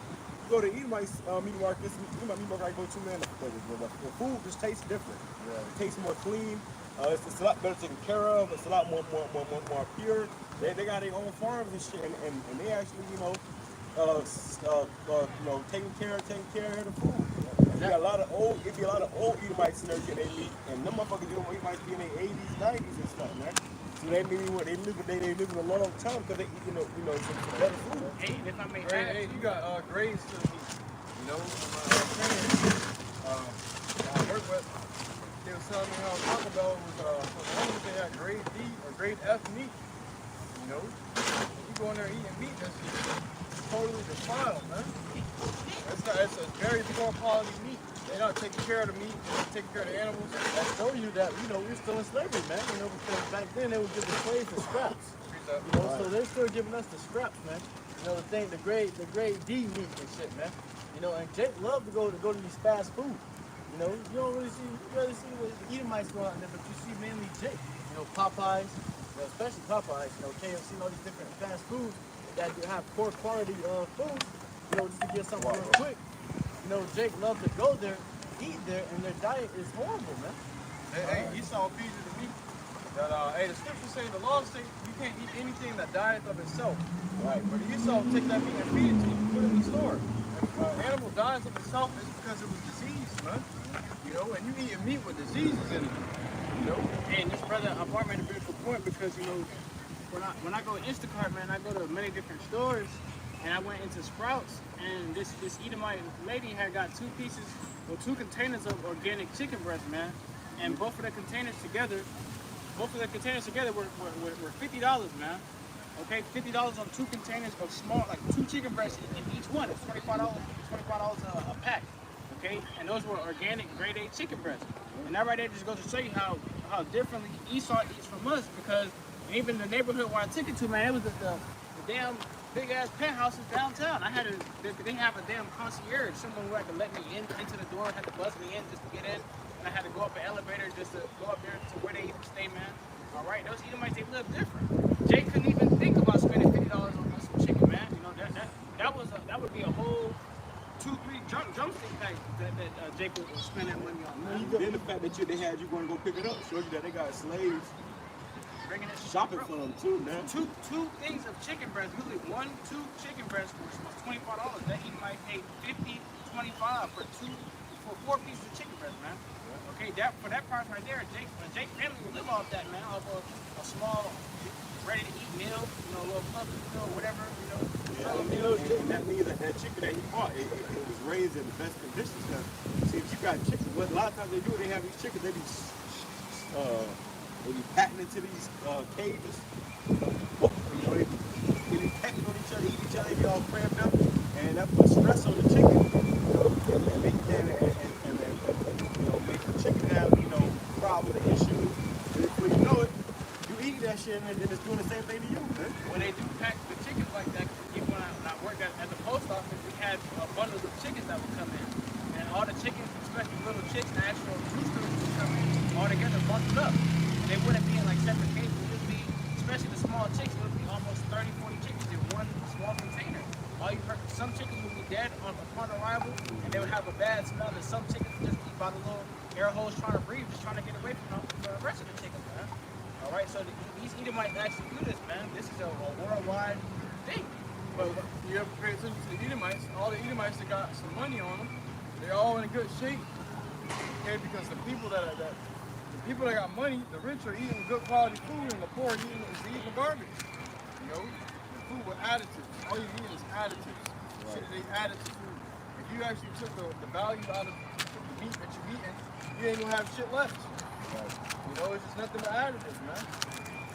I got a precept. I think brother quoted it. Ezekiel 4, chapter 4 and verse 12 says, and thou shalt eat it, and what? Ezekiel 4:13 gets to the point. It says, and the Lord YAHAWASHI said, even thus shall the children of Israel eat their defiled bread among the Gentiles, whither I will drive them. All right, you know, so our people, you know, we eating defiled food, man. All right, the Lord driven us over here. We came over here on a slave ship, all right, and we're eating defiled bread. Okay, eating food that has no nutrients to us, man. Food that is harmful to us. It causes different cancers and health problems and stuff, man. Carcinogenic food. You can literally catch cancer from eating certain foods, man. And that's the food that Esau proposed to you. You know, in personal testimony, I have family members, especially my mom. You know, you tell them not to eat certain things, and it gave them health problems, man. And then now they learn after eating those things. Especially my grandfather, he had to get a colon surgery because he used to eat pork and he got tapeworm from it, man. Okay, and now Jake has learned from that, but it shouldn't, you know, it shouldn't have taken that long, man. To have to go through life, saving surgery and certain things, man. All right, even still to this point, man, Jake still eats certain abominations. They won't let go of shrimp. They won't let go of crabs. The reason he had a cousin burn her tonsils out from eating crabs, she used to go to the hot sauce and put on it, man. So why you even eating those things, man? All right. But Jake is doing it just because, and they're getting adverse effects, and they're just thinking, oh, my body's just tripping, or I had a bad batch. No, man. That's why you always see Jake in the hospital. They can feel something wrong with their bodies because they're being poisoned. You go to the hospital, they tell you nothing wrong with you. You're fine. You're all right. It's just take this drug. You know, back in there again the next week. The hospital, man, they put the killers in the hospital. For the longest time, Jake was always suspicious about going to the hospital. You know, either might smell will kill your ass, man. You going out for pain in your foot, now your ass is dead. You know? Unless you had some good ass insurance. Even better. Yeah. Because you got women, you might smell that shit, they all fucking evil, man. They're not there to help you, they're there to plug in check. And the more bodies they get, the more money they have. There's no value. Forges is lies. They'll tell you got this or you got that, just so you come back and get medicine for it. They just keep getting money. You're getting money, getting the company more money. They get the company more money, they get paid more. You know? You had it when the YAHAWAH came out. They were getting paid giving. Saying you get this much, so how many patients you get this to? You know? So these people are really just, these doctors and nurses are really just starving this all the vendors. Yeah, they bought and paid for it. This is Micah chapter 2, verse 10. Arise ye and depart, for this is not your rest, because it is polluted, it shall destroy you even with a sore destruction. Hey, the scriptures say, he that sinneth, let him fall to the hands of the physician. You know, and that was meant when the Lord was sending a disease to you, man. Okay, an affliction to afflict your body. Okay, and how much more now with these physicians that are of no value? They don't truly really take care of you. You know, back then you have physicians that will give you actual herbs and medicine that will relieve symptoms and cure the problem. And all they do here is treat it. They treat the symptoms and leave the problem there and let it fucking fester up until it's too late to take it back, man. That's why you got diseases called stage 4, stage 3, stage 4. Why are you still progressing to stage 4? If you go to the doctor, they're supposed to be stopping you at stage 2, huh? And clearing all that shit up, but you're still progressing to the stages. You know they give you all these drugs. So what? They ain't helping you. They're supposed to be healing you, but they're killing you. Right. Really, the doctors really just prolonging the problem. They give you medicine just like a band-aid just to put on top of the problem, but it's not fixing it. It's just prolonging it, but eventually it's going to get affected.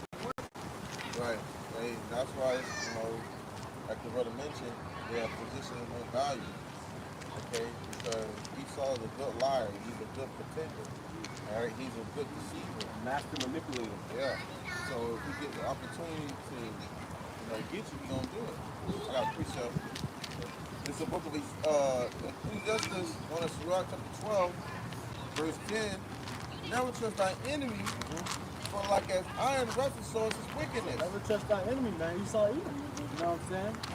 The scriptures literally tell you this, man. You can never trust these devils because at the end of the day, these devils are not for you, they're against you. You know, and Jake got into a type of mindset where they think Esau is for them, man. You know, forgetting all about what they've done in the past. You know, leave the past in the past, forgive and forget. You can't forget and forgive if it's still happening today. You know? And you're still seeing it today. You know, so certain things like that has to be justified, man. Alright? It was never justified. You know what I'm saying? So you must be justified by the fear of the Lord, man. You know, you had it where it was Jabberwocky, when it was a big game. You know, you had it where if you even went to the hospital, you usually want to get a minor search up or some shit. They will try to promote that Jabberwocky to you, man. All right, like the brother said, they would get more money for that. You know, so they will be in your face. You know, well maybe you gotta get this. You know, it helps you out with everything else. You know, you gotta get the Jabberwocky. You know, and they will pressing you about it, and when you would tell them no, they would get angry, man. Hey, I actually had that happen to me not too long ago, man. I wasn't feeling good. I went to the hospital. You know what I'm saying? And Trying to make the main problem, the main solution is taking this damn experimental, Yeah, bullshit, man. They already got the swab to your nose. Hey, and look, they'll try to do these things, man. Okay, because Esau, like the brother said, they're going to get some type of incentive off this, commission off of it, all right? Because that's their money. I remember a lady and I was feeling like shit, man. I'm like, lady go there and she gonna say, yeah, I'm gonna do this, and I'm gonna take it. I'm like, yo, no. I said no. And they have to press you sure because it's like, no, man. Before he can even say no, she already had the swab up to his nose, ready to stick it in. She already here, like, unwrapped, everything. She was quick. The brother had to be on his feet. That's how they get motherfuckers, man. That's what Jake coming down. What gonna tell you? Okay, I guess, whatever. And they fucking fuck you up. Right. You see how them damn swabs is fucking up your shit too, man. Yep. Hey. Breaking your brain membrane barrier. They said how it's toxins on the swabs. Man, all that shit was all set up, man. Yeah. Hey, she tried to. And then the test was giving out false positives. Right. You know? Hey, she tried to get close to my nose. And I said, hey, I said, what is that? You gotta ask these devils what this shit is, man. What is that? Oh, it's this. I don't want that shit, man. What the hell? They ask you, are you allergic to any medicine? Yeah.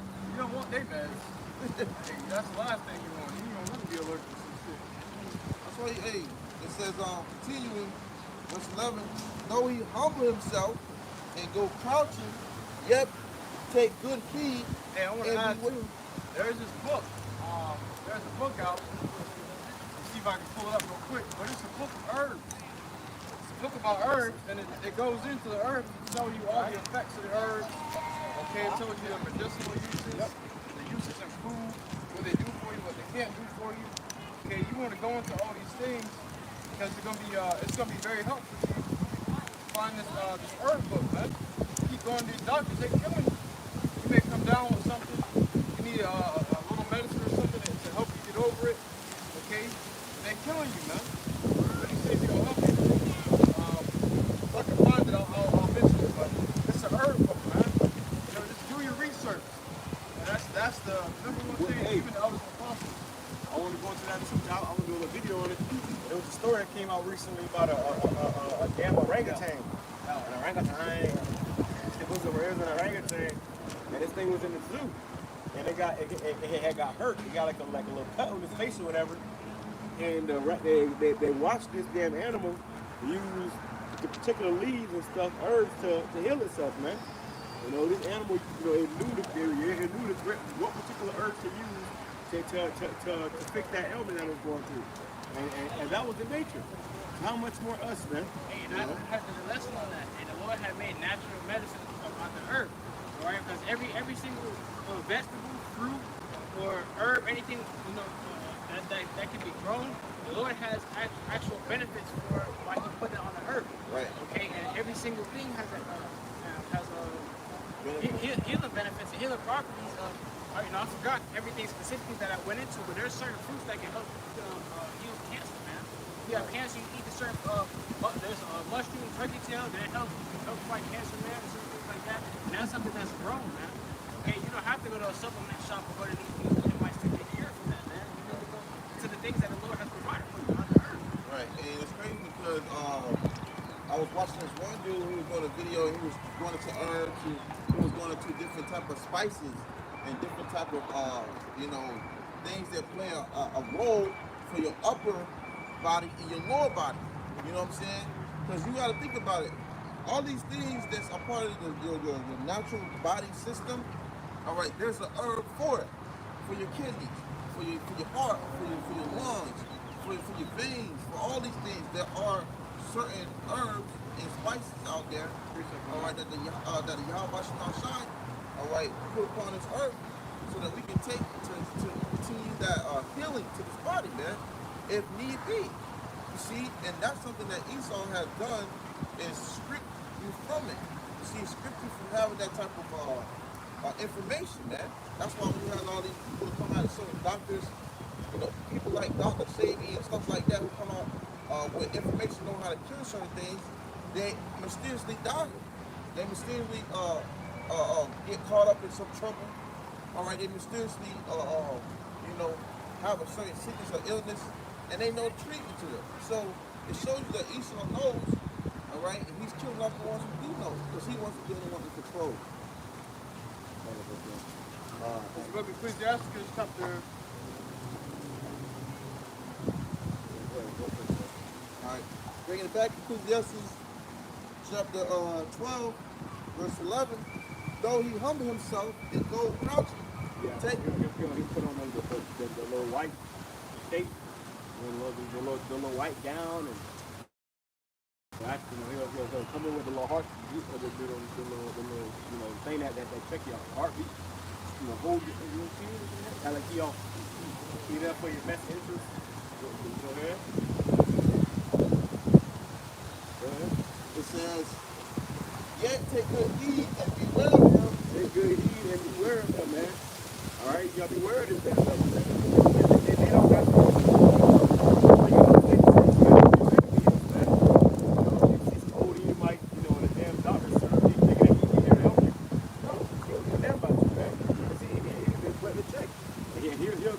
he'll get more of a check whether if you're not breathing. Go ahead. And thou shalt be unto him as if thou hast wiped a looking glass, and thou shalt know that his lust hath not been altogether like a flame. You gotta take what he eat and watch them. You're gonna see clearly that these motherfuckers ain't right. All right? So we made plain, put in your face. These motherfuckers ain't right, bro. You can't trust these devils, man. You don't trust, you can't trust these devils, man. Right. All right? These people are not for your best interest. So, they're trying to destroy you, and they're gonna make a killing off of it, man. jumping down to verse 16, an enemy speaketh sweetly with his lips. A lot of these so-called doctors and stuff, they don't even use that medication, man. They'll go into the earth, but they'll tell you to, and then they just passed a law recently where the doctor, even if he want to help you, they can't prescribe you any or give you any medical advice outside of the standard. And the standard is death and destruction. Okay? Physicians of no value. So before they will tell you, okay, well listen, they tell me to tell you this, but personally what I would do is I'll take this, and you'll be fine. They can't even do that no more. They can get sued and arrested for doing that. So you go to the doctor thinking they're gonna help you. No, they gotta give you the exact same shit the government wants when they do pop agenda to destroy your ass. Man. And these prescription drugs too, man. All these drugs, these medications they give you, it's not for you to take, man.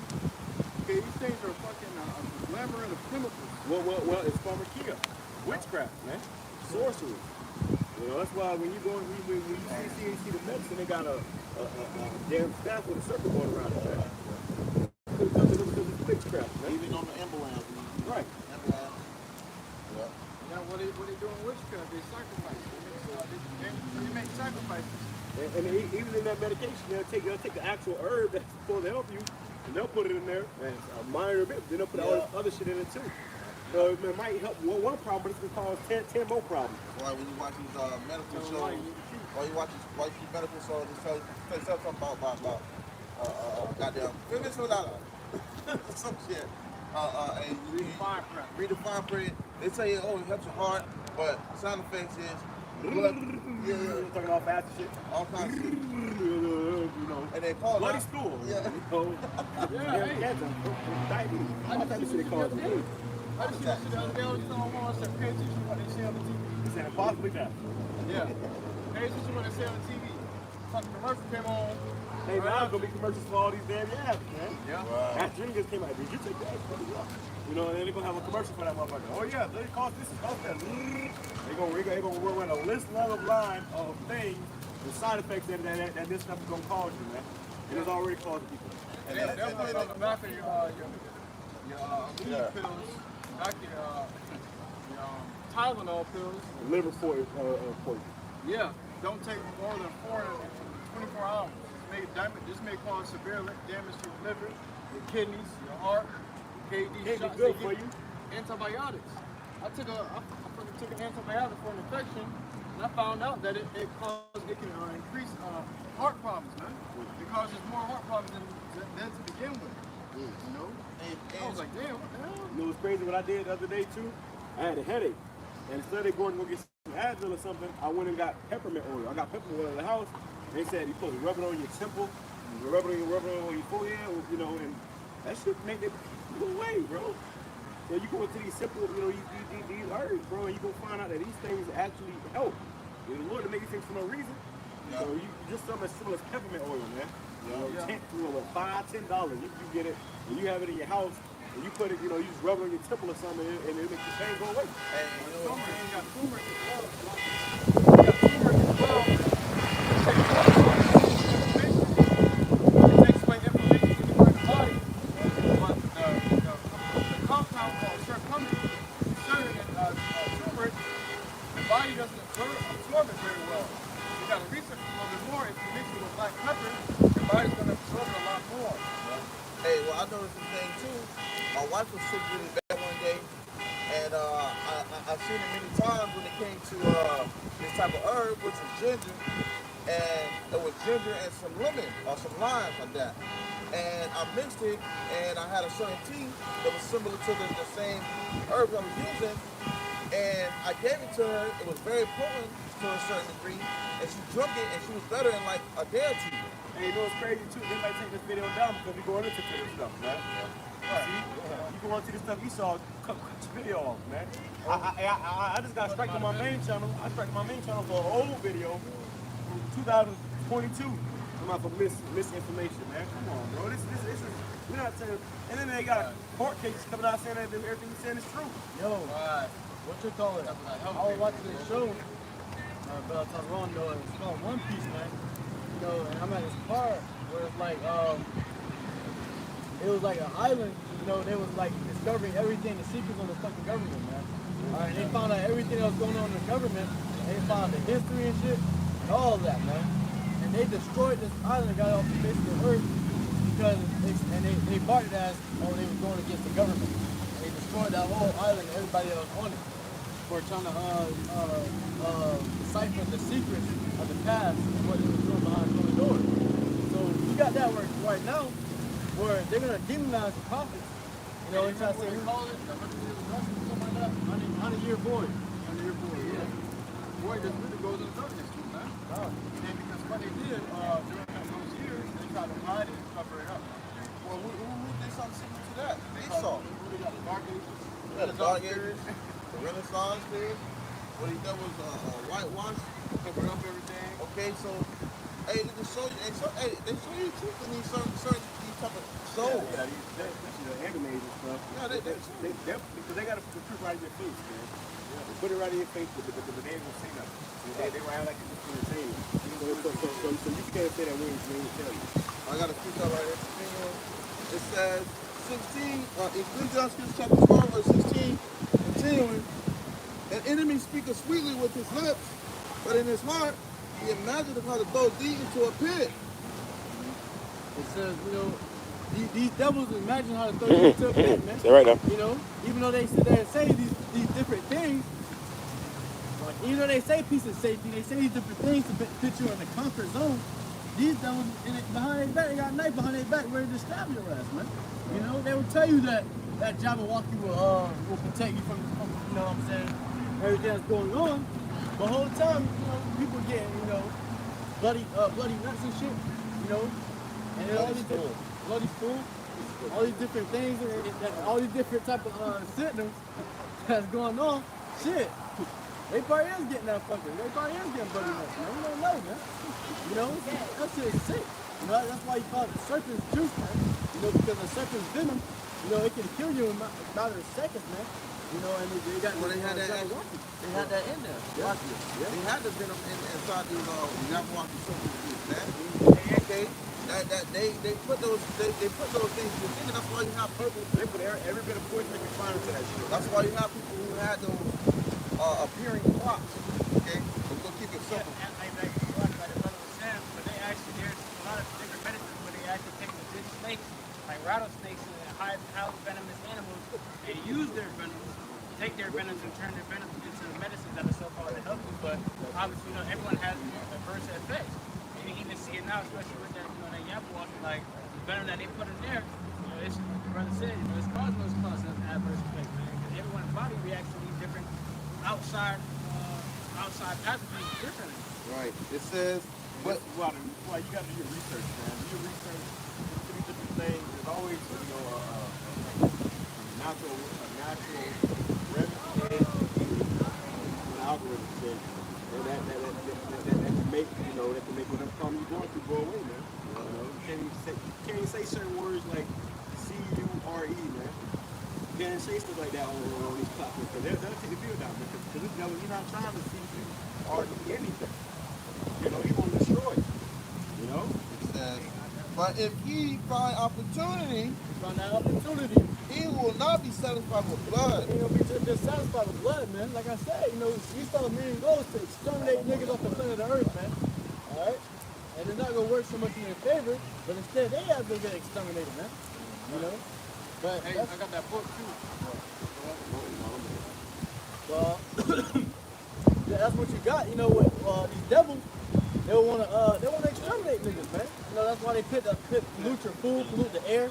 You know, pollute the what was it? Oh, the water, man. Yeah. You know, different things. You can't even drink water, man. You can't even go buy water from the store, man. You know, you gotta get a certain type of water, you know, that actually is healthy for you and it benefits your body, man. Because that's what the water's supposed to do. Right. You know, you ain't supposed to drink water and feel thirsty still, man. Right. You Exactly. know, you shouldn't be able to drink one. You shouldn't be able to drink one bottle of water and want to drink another one, man. Hey, You know. you just said something. Brother said something. You shouldn't drink water and still be thirsty, man. Hey, water's supposed to replenish you. It's supposed to replenish you, slightly. Okay? It's supposed to nourish that point of where you was in thirst. Okay, it's supposed to quench your thirst. But you have it where you drink a Zephyr Hills bottle, your mouth starts getting damn dry. Your mouth starts getting tarred. Your breath starts stinking. You need more water. Drink with Zephyr Hills water, man. Okay, you got all these different type of waters out here. I'll be looking at stuff and I'll be like, damn, if something is so good for the first product, why is there so many different products? You see what I'm saying? Like honey. The honey is supposed to be honey, man, natural. Why is there different type of products in the honey? Which shows you everything's being tempered with, man. You know, usually we go outside and grab some honey, and get some honey, and that's just it. You know, but Esau has different products of each different type of honey, man. And I've been looking into these things, and it's a great question, honey. Why is that? You know, but I got a precept. It says, Ecclesiastes chapter 14, verse 7, and if he doeth good, he doeth it unwillingly. So these devils do good, man. They do that shit unwillingly, man. All right, they didn't mean to actually do it. It's just that it's something they did unwillingly, man. Because these devils, their pure intention is to make, you know, to destroy Jake, man. All right, what did Esau said? I will kill, say my brother Jacob, Alright, so that's in their nature, man. Alright, Esau's their forefather, so in their nature is to slave Jacob, man. Right. Alright, so they do good, it's gonna be by accident, man. Right. And then they gonna think about that shit later, like, damn, I'm really just sitting there help that nigga out. Exactly. You know? Or he has it pre-planned. But they'll do a little so-called good just to a lot of bad. Yeah. That's why why they get down. Just the same thing. Like, Like the gift to stir up the heart. yeah. And he'll give you something, as like you said, we was going into the medication stuff. We keep it simple, but they give you these things, but it has some type of side effect. A little bit of what you need is actually in there, but the rest is just some other shit that's gonna cause more problems. So that's a prime example how this devil works. It says, and at the last he will declare his wickedness. So he will declare his wickedness in the end. And he'll tell you straight to your face, like we was going into the commercial shows. You know, he'll show you, oh, this, and then tell you the side effects afterwards, man. And that's how he make himself known that he's the wicked, only the wicked with you. Then you see all this commercials afterwards, 10 years later. Did you take this better than him? Also, maybe available for you. Yeah, A lot of people might be available for conversation. You know, the person who died 10 years ago, man. Like with what they had with the Johnson & Johnson's baby powder, man. You find out with the Johnson & Johnson baby powder thing, man. So hey, you know, you have it where Esau, he'll perceive himself as coming in good intentions, but it's really wicked, man. That's why I say, You said Johnson's baby powder. yeah, Same company came out with the thing. yep, damn, that's Yeah, it. they said that was the worst one for you. So I'm gonna down off the spot on that. right. But then you got Johnson & Johnson that they make baby stuff, man. They make baby products. So, you know, they got they show you how they poison them damn babies, man. They don't give a damn about you, man. He going in, And man. the faster, quicker you understand that, the better off you are. They don't give a damn about you, man. Precept. Yeah, it's business. It's about business for you, something. I got book of Ecclesiastes, chapter 30.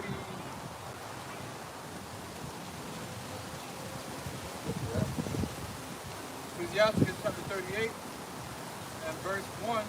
Honor and position with the honor due unto him, for the uses which he may have of him. Right, honor and position the real position was with them. Man, that was still the earth. All right, they will describe particular earth for you, man. You know, different pictures. You know, and it'll be some shit you already got around the house. Some shit in your front yard. You know, like dandelion is hella good for you, bro. Take dandelion, you know, get the shit out of it. That shit helps a lot of stuff. A lot. Okay, dandelion root. You know, it helps with a lot of stuff, and if you use it properly, and it'll be, but it's inexpensive. It's already around. You all the problems, answer your problems are really already all around you. We'll put it in nature, or put it around you. But but you'll call the damn 911 your doctor, they're gonna give you some shit from China. Hey, That makes you pay for it. or another thing that'll be around the house, around when you go outside walking, is aloe. Aloe, pine cones. Pharisee. Yes, yes. Jake taught me about Pharisee at Sunday school. He said, and it was to do something. The scripture saying Jake is wise to do wicked, but to do good, they have no knowledge. He told him about the Pharisee. He said, clean your system out. I was like, damn, for real? He said, yes. So if you want to smoke some weed, just drink some Pharisee. Make some tea out of Pharisee right after, so we can pass the drug test. I'm thinking, like, damn, let's put those in this. Shit, we can clean our blood out, clean our system out. What this shit talking about? You want to pass the drug test? Drink some Pharisee. But hey, it's good knowledge though, man. Right. He says, for the Lord hath created him. The Lord created the position, man. These positions we got now have no value. These motherfuckers are created and a damn, you know, you got the Rockefellers who, you know, pretty much took out all those natural, you know, ways that are red, they took out the natural way and brought in these petroleum-based meds, man. You know, it might take this fucking shit. We might take the video down, but we don't go into I personally don't. yeah, our brothers out they don't take it down, but we know the devil. They don't take it down today, next week, or next month. They're gonna take it down 2 years from now. And you got me for that, bro. They got me a whole video, whole Take that channel down with it, bro. Right, whole cam video. We are remember too, 2022 is the year that they did video. they censored a lot of stuff that we speak about now, that they censored in the background in the dark. So it's like it's easier for them to take videos down now. You gotta use bywords, certain things like that just to live and speak, man. And that's how you know we in hell too, man. And you talking about we got freedom to speak. But every time we say something, we get our fucking video taken down. That's Just in order for a court case to come out in front of them, what you say was the truth anyway. No. I got it. For of the Most High cometh healing. From the Most High. You can't go to no white man, no damn white jacket and think you feel the union. It comes from YAHAWASHI, you gotta pray, then you gotta fast. Huh? Damn. Right. Experiment. Damn, you said that. Hey, the scripture said the more warm and more healed. See, there's no other connection. Even if you do use the herbs, it really gotta be the Lord that Yeah, Lord, give us the increase.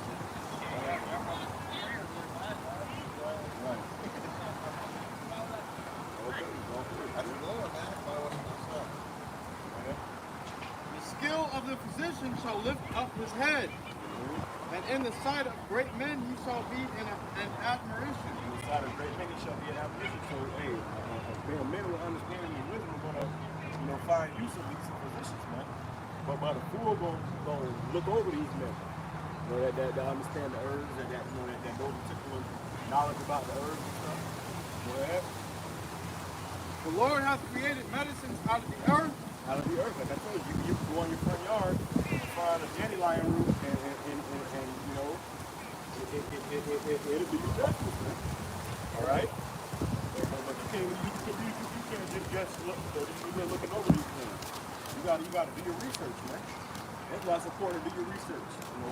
Study up on these things. When you put it in a book, you put it in the chat and all, make a post out of it. So these are things that you gotta know. Important things to know. Okay. It says, That's what we're doing like a young. They all wearing the same shit. They do whatever we color that different colors. That's why we need to be able to learn how to feel day, man. they call them gym attire. Now gym attire is normal wear. Yeah, more. Yeah. Gym goes to gym nose, which means to train naked. Right. So now the modern day of going out naked is these women wearing these fucking gym clothes, right? And they all wear it. Now one woman ain't out here ain't wearing. Even the old lady right there, they all wearing fucking tight ass spandex and shit, man. They make videos about shaming men for looking at them, shaming men for following them around, and shaming men for talking about their body when they. But then they buy this shit for that exact reason. Yep. Exactly. You gotta think about that when a woman, especially after getting some butt shots and things like that, you buy those clothes, you're not buying it, especially if you're a regular Or even straight getting butt shots. You buy getting butt shots, you get more attention. That's what I'm saying. Especially these women who do that and they buy these type of clothes. You're doing that for the attention that you want to get dudes, you want to get men, you want to get noticed. And especially in this society, these women want to look good to try to hopefully get a rich man. Somebody take care of them. So you're doing it for the excitement of a man. It's just when a man that you don't want comes up and speaks to you, oh no, you're harassing me, I'm calling the cops. But if I tell you, I see it on these gold digging videos, man. These women, They're fucking wearing damn underwear. these women, and they be out there wearing nothing, and the dude comes up, how you doing? My name is such and such, you look very beautiful. Oh, nah, you broke, you walking, I ain't got time. You walk back to this Lamborghini, they come back. Hanging on the window. You said what? You said what? Nah. And that's why we don't lose our shit like because you know you can go with the damn anyways, man. The Lord gonna bless us with good clean girls in the kingdom of heaven. These people right here, they've been passed around and they think that their value is more than yours. It says, the Lord hath created medicine out of the earth, and he that is wise will not abhor them. And I got that definition for the word abhor. It says, abhor is detest, hate, and loathe as well. It's despise. overlook people. Yeah. You know, that's wise ain't gonna overlook these people herbs, man. You know, so if you want to put you on the herbs, tell you about these herbs, man, you got to listen to them actually go into it, man. You know, use herbs. So then pick up some Advil or something. You know. Hey, and I stopped taking medicine a long time ago, man. I felt I got Biden up there? Biden? Yeah. He should be up there. He definitely should be up there. You're right, you're right. Clinton, all of them. Oh yeah, oh yeah. I stopped taking medicine a long time ago, man. But when you start taking medicine, man, you start getting off of the need of those type of drugs, man. Yeah, so When your body starts to adapt a need. Because when I was growing up, man, my mom used to give me goddamn ibuprofen. They start telling you that they start messing with your body in different areas and shit. So you start, your liver, you know, poisoning. And then you get addicted to it. Exactly. Now you and then you see the dosage goes up. You know, you got 100 million. Well, yeah, because after a while, you can't use the same dosage. Now you got to dosage go up, and you can't use that same dosage anymore. right, and they got age limits on his pills and shit because it can mess with your growth. It might damage something, and then your body don't grow that way. You know, for these kids, man. And that's what's wrong with today's kids, man. Opioid pandemic. Right. They all drugged up. It says, was not the water made sweet with wood, that the virtue thereof might be known? And he hath given men skill, that he might be honored in his marvelous works. With such doth he heal men, and taketh away their pains. Of such doth the apothecary make a confession, and of his works there is no end. From him is peace over all. All right, these herbs, these things that's meant to nourish your body, man. You know, they're supposed to be there to help you with it. And these times of these moments, instead of trusting Esau's, you know, and his physicians, you know. It says, but pray unto the Lord, and he will make thee whole. So, hey, that was a part of tools that the Lord's giving us. We got these herbs, all right, prayer, all right, fasting, all those things play a huge part, all right, to helping us to flourish, man. All right, we're going to remain in sickness. It's the book of Deuteronomy, chapter 32, verse 39. See now that I, even I am he, and there is no God with me. I kill and I make alive. I wound and I heal. Lord said he wounds and he heals. So if you study the damn toe, man, know that it was already set up to happen that way. As well, for it to be healed, all right, the Lord's in control of that, man. Go ahead. Neither is there any that can deliver out of my hand. Right. So there's no delivering out of Yahawash's hand, man. When the Lord has things set up, it's set up that way. It ain't no coming in and try to make a change of it yourself, you know.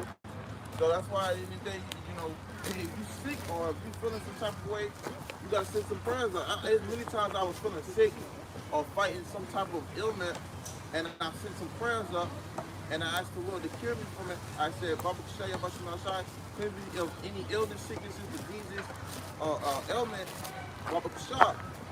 Okay, and I will rebuke those demons at the same time, and then trusting in that, you believe in that, you'll start to feel better, man.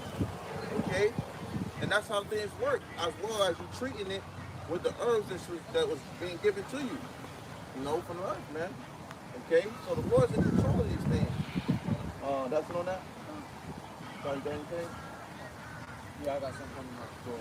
I ain't got it right now. So that's a part of the herbs, man. That's a part of us trusting our power. All right, because Esau, on the other hand, he's going to take a full advantage of you, man. I got it right here.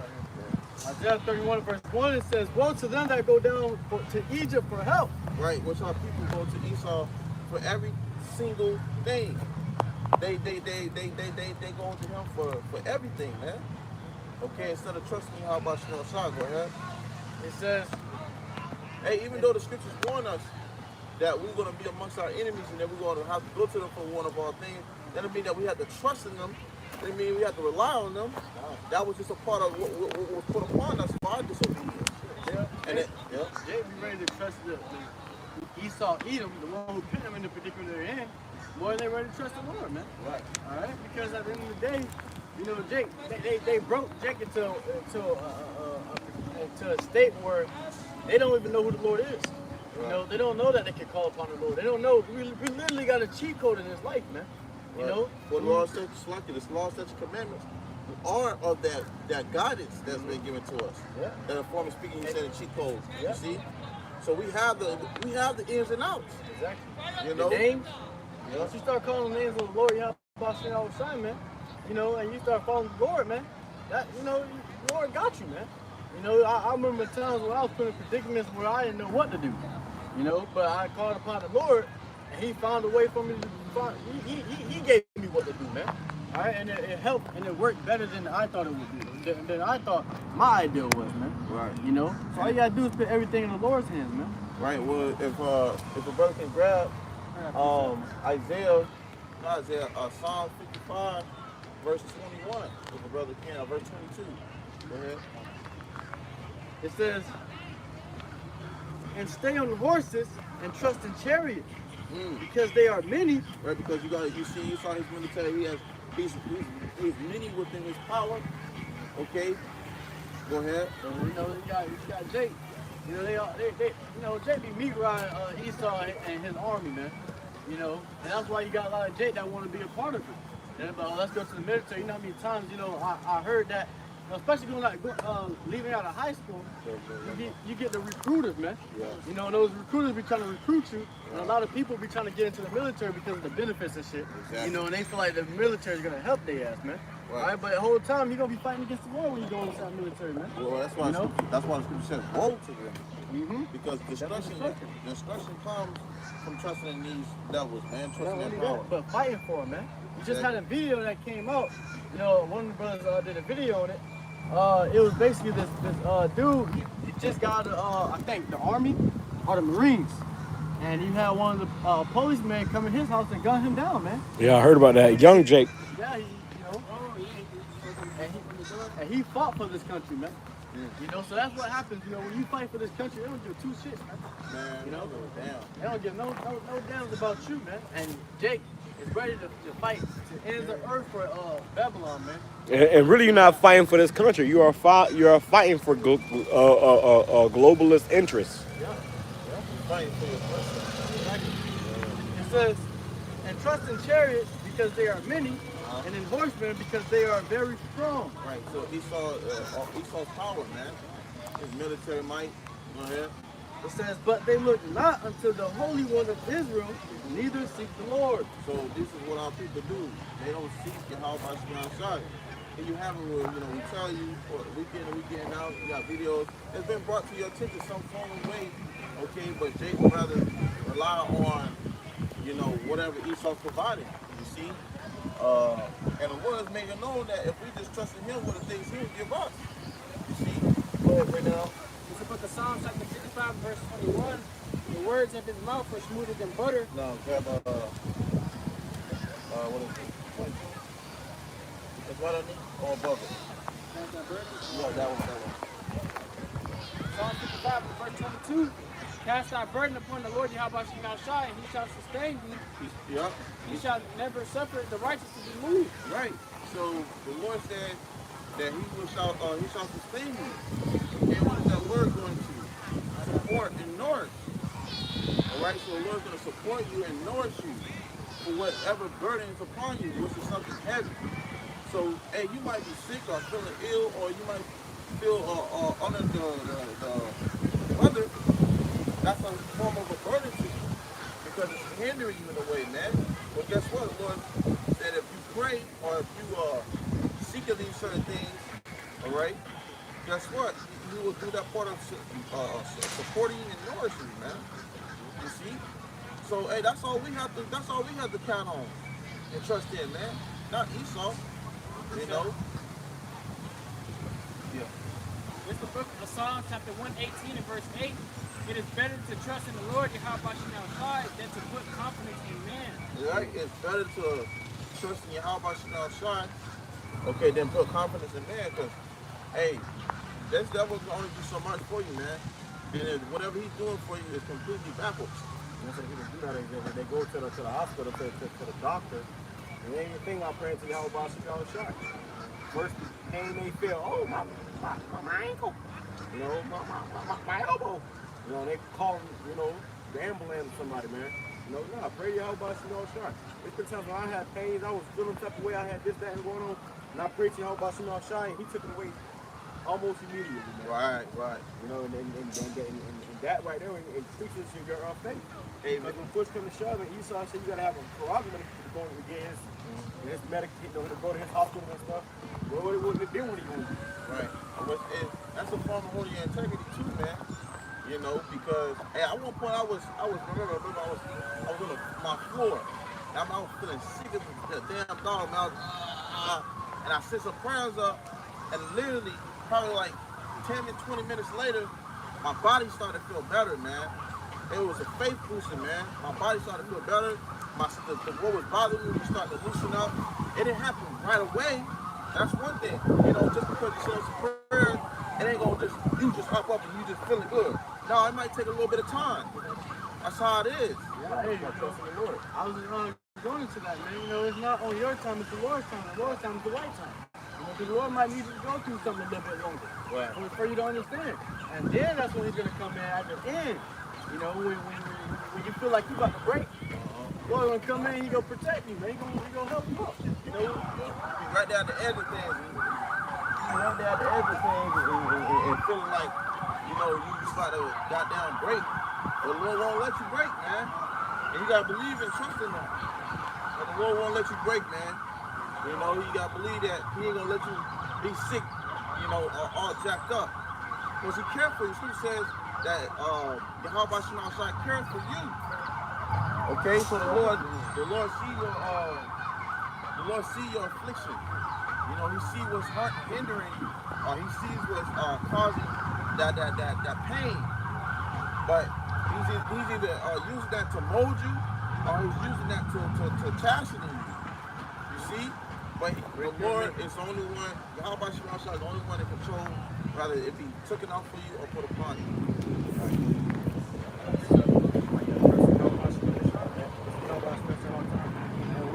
Like that happened just to test our faith, man. What was it, Job? That is Job. Don't slay me. Now I would trust him if you grab that. Because hey, Job was being put through it, man. But even though he was losing these things, and being afflicted, he still made it known that he's gonna trust in YAHAWASHI. And see, those things we be put to the test as well. You know, we don't just skip the train, you know. Nah, man, we gotta go down that railroad too. You know, whatever. Job 13 and 15, it says, though he slay me, yet will I trust in him. Right. So though the Lord might put you through some affliction or chastisement, though you have to trust in him, man. You have to continue to trust in him. And it might be easy, it might be said and done, but that's our faith. See? And that's what we strongly believe in. You know, and remembering that is what keeps us firm within that adversity. It says, but I will maintain my own ways before him. So just continue to do what you've been doing this whole time, man. All right, but matter of fact, even more, as much as you need to. All right? And we know that Job was being tested. Right. And the thing is, the Lord is testing your endurance, man. You know, how long can you endure? How long can you keep the faith? You know, what if I throw this at you? Are you gonna break then? You know what I'm saying? And that's the battle, man. You know, the scripture says, the saint shall be saved, he that endures, the saint shall be saved, man. All right, so this is a battle of endurance, man.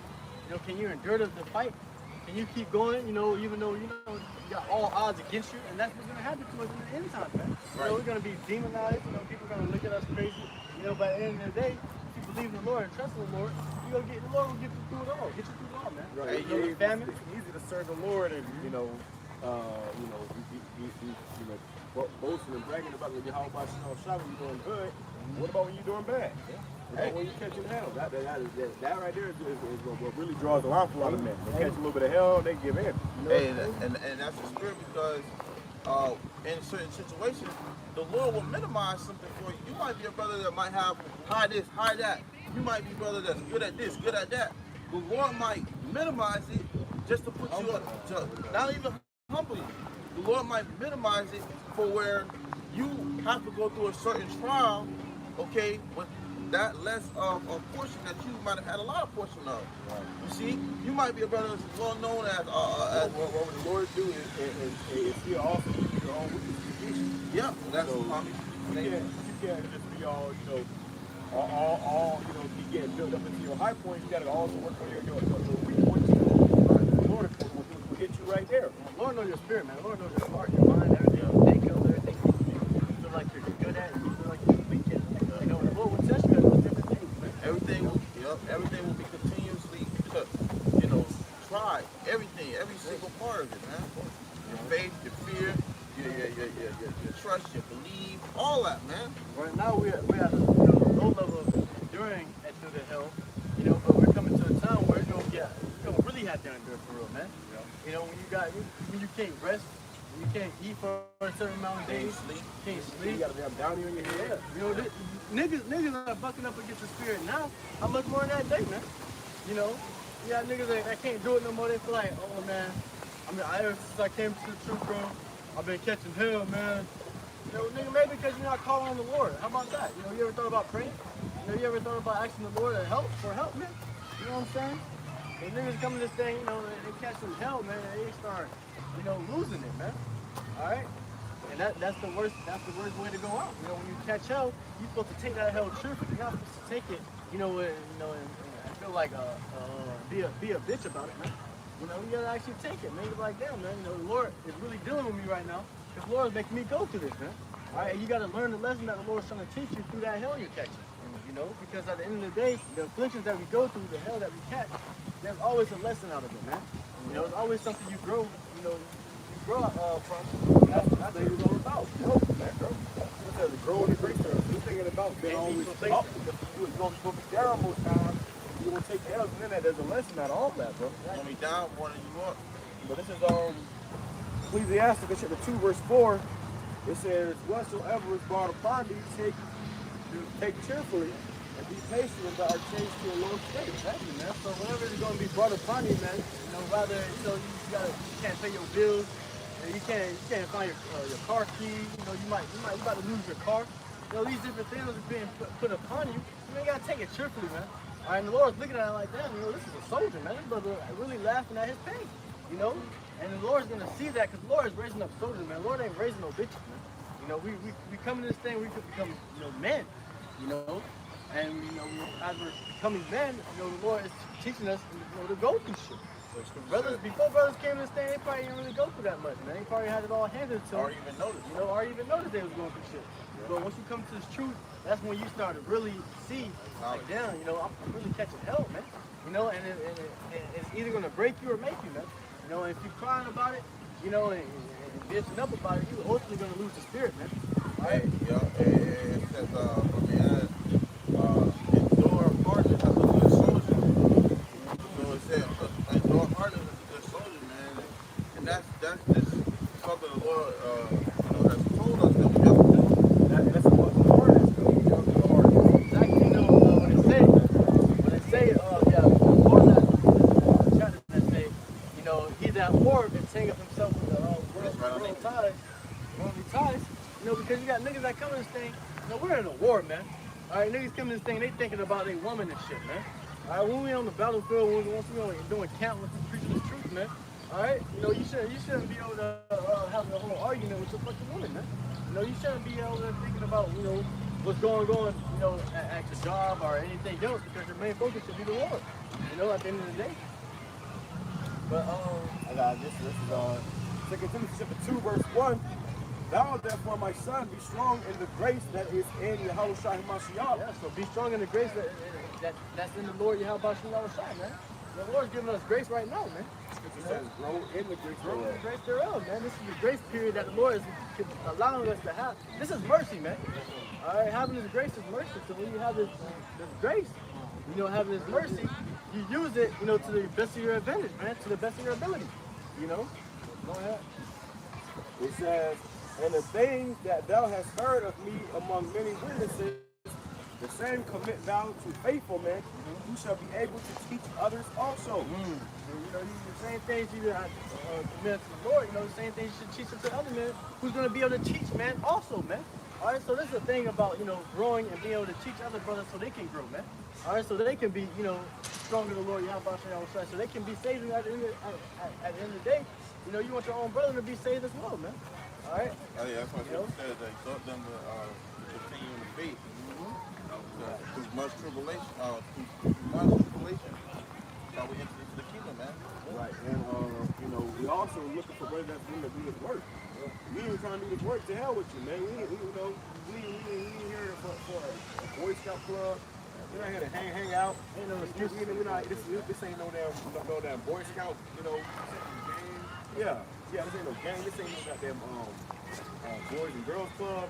Hey man, this is right here the truth. And it says, and commit thou to faithful men who shall be able to teach others also. So you see us teaching, you both get the spirit of wanting to teach too. You know, coming to this thing you learn this brick out, you start teaching as well.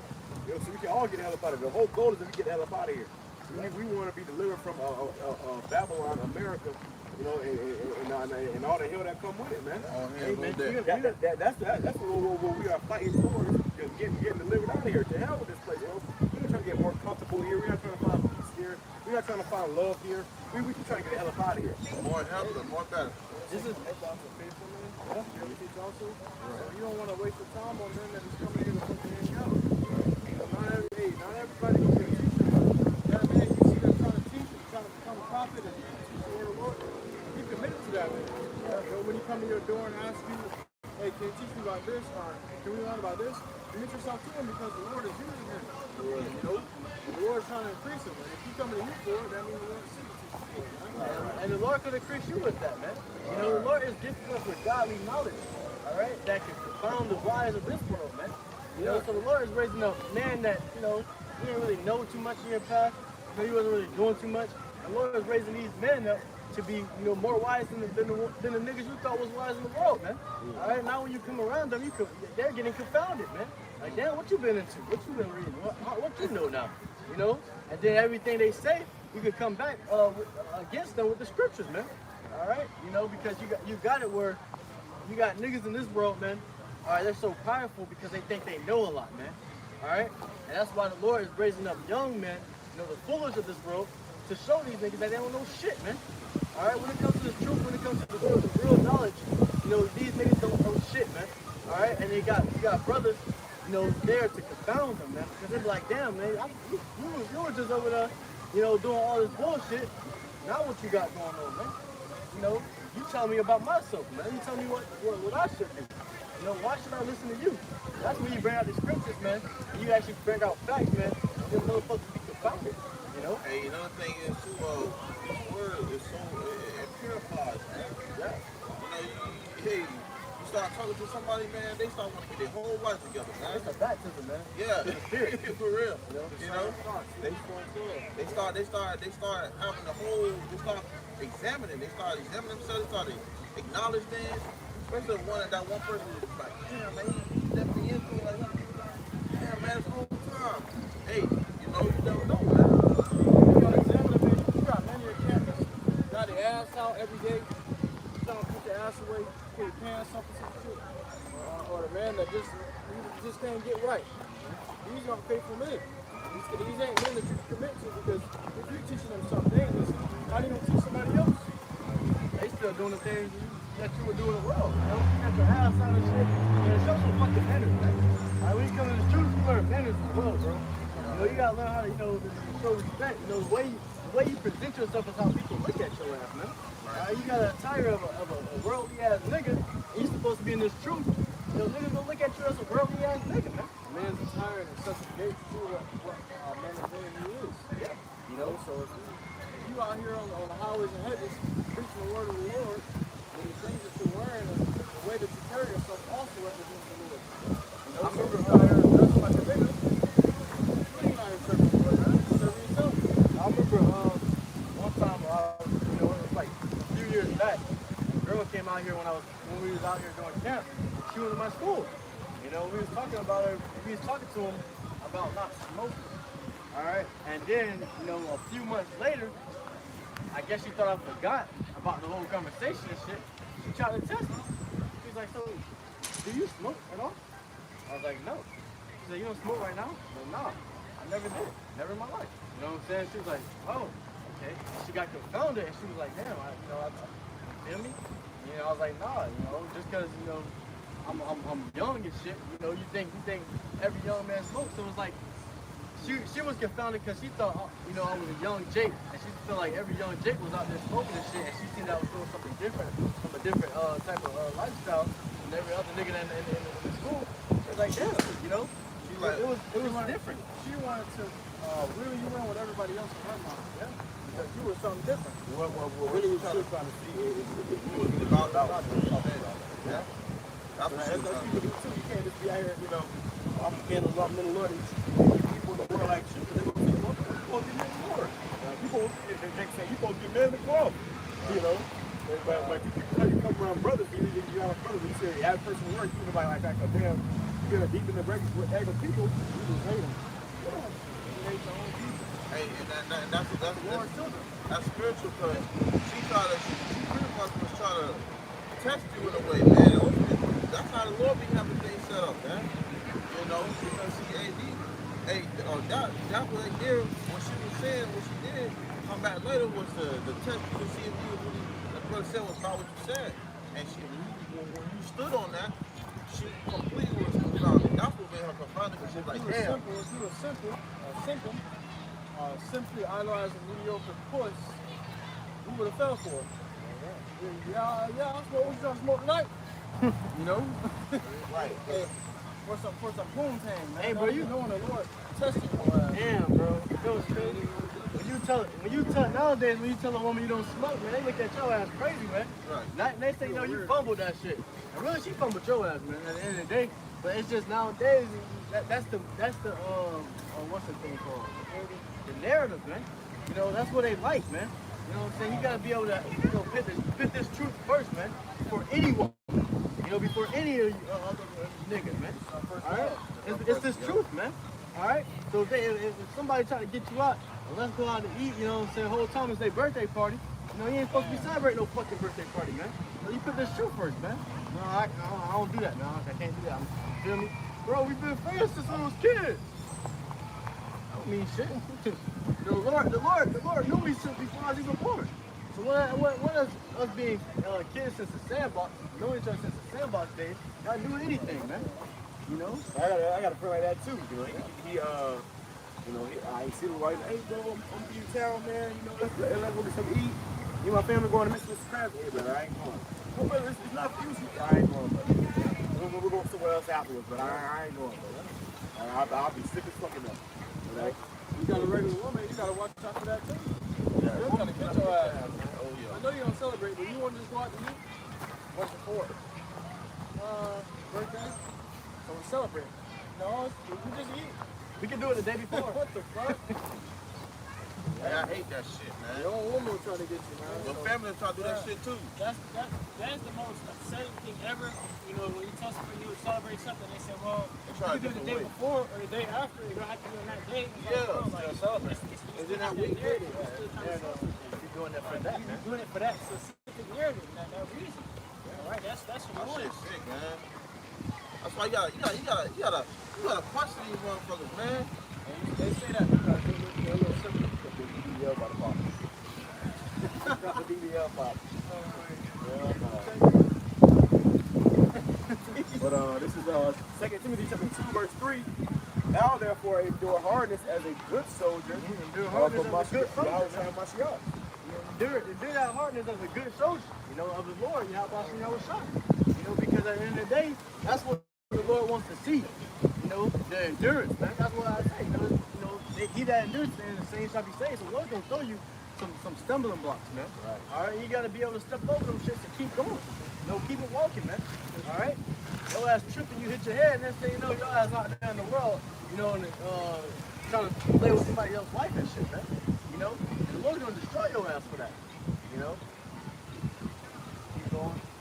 It says, verse 4, No man that warreth entangleth himself with the affairs of his life. Exactly. No man that war and take up himself to the affairs of life, man. Back in the ancient time when people would go out to war, you know, at the end of the day, you know, if you was thinking about something that's going on with your woman or with your family, you'll have to stay home, man. Because if you go out like that, you the weakest link. You don't have to think about your wife and shit. You know, you going out, you don't have to get your ass slayed, man. And then you got other men that's around you. All right, that spirit gonna jump on other men. Right. Or even with that, you put other men's life in there. Exactly. Men that's depending on you. Exactly. And war. And you thinking about Miss Shirley Temple at home. You know, you ain't thinking right. So you gonna get your head blown off in a minute. Next, your head blown off. Exactly. Yeah. You know, because he depending on you to be on guard. That's he right. You say y'all both got back to back, and y'all you watching this side, you watching that side. You thinking about Shirley Temple. And he, you know, so before he turned around, your ass gone. And he turned around, what? No, this side ain't been watched. And then before you know his ass gone. Hey, you know, that's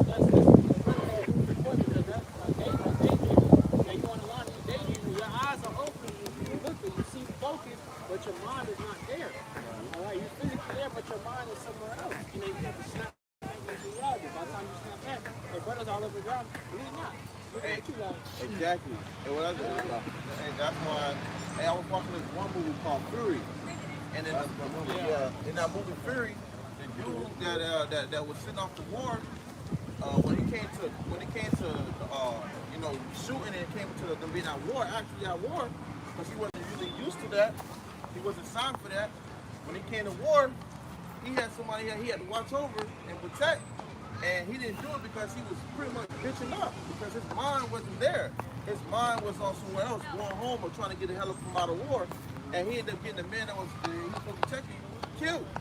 And he had to slap some shit into him, you know. So hey, being in a state of certain mind when it comes to war or when it comes to even being in a battle is very much important. When you're in war, man, that's what you're thinking about. You're thinking about the war ahead, man. You can't be thinking about all the other shit that's going on in the world. You're thinking about what's going on right now, man, in front of you, man. Right, this is a spiritual battle, man. You know, you don't have to think about all you getting distracted and shit. All right, that's why the Lord is saying, if you be with will, be as if he had done, man. All right, I'd rather for you not to have one. Yeah, you had none. Yeah, I'd rather for you not to have Be one. at the camp thinking about Miss Shirley Temple, and you know, the Lord have well, you have one that makes your ass go. You know, you gotta focus on your about you. That's all, man. Yeah, that's why a lot of men don't get women because the Lord knows that you ain't gonna be able to deal with that. The Lord knows what you think.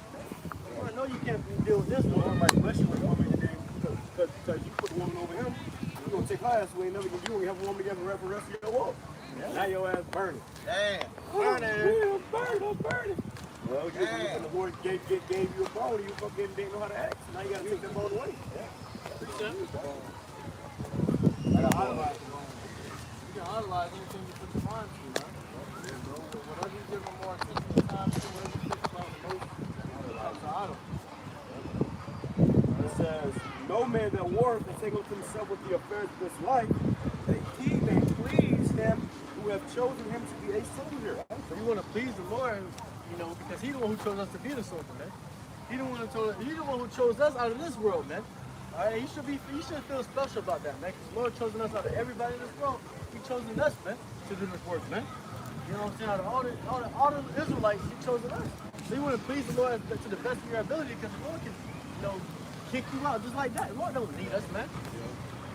The Lord don't need us. We need the Lord. All right? So at the end of the day, you know, you want to please the Lord so the Lord can continue to show you that grace, man. The Lord can continue to show you that mercy. The Lord can continue to stop what you're going to deal with it, man. All right, your ass want to fuck up and you want to get distracted. You're not putting much in for the Lord. Why would the Lord put much in for you, man? You know, why would you expect the Lord to give you this and that if you can't even give it to the Lord? You can't give your Saturdays out, man. You know, you can't do your weekly classes. You can't do this because you're distracted. Why would you think the Lord want to do it for you, man? Why would you think the Lord want to save you in that day, man? The Lord's going to tell you to get me from me. I have not known you. All right? Because, you know, the Lord never heard from you until you needed him. All right? That's fucked up, man. You know, that's how, you know, a lot of niggas are. You only hear from them when you need them. All right? When they need you. Yeah. And you put the Lord on the back burner. You can't put the Lord on the back burner, man. Because then when you start needing the Lord in that day, the Lord ain't going to reach that hand out to help your ass, man. Right, and then you got 24 hours a day, you got 6 days a week, and then you know So we really, you know, we might do a video, you know, we do videos every day. Yeah, you know, you might go, you know, do a little live camp lesson, you know, once or twice a week, you know.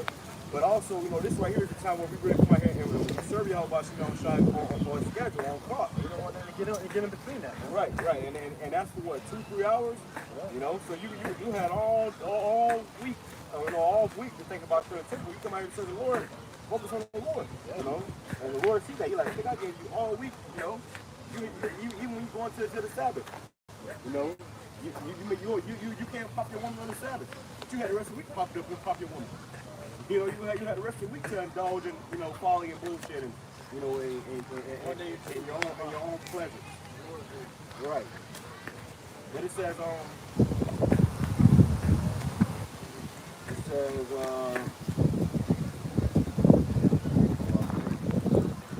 says, 1 Corinthians 9, verse 16, though I preach the gospel, I have nothing to glory of, for necessity is laid upon me. Yeah, woe is unto me if I preach not the gospel. Right. Such to be unto me and to us if we preach not the gospel. Because this is our life. And we was talking about it before we started camp. We go to work and these niggas would be so gung-ho about work. You know, all they can talk about and focus on and do is their job at work.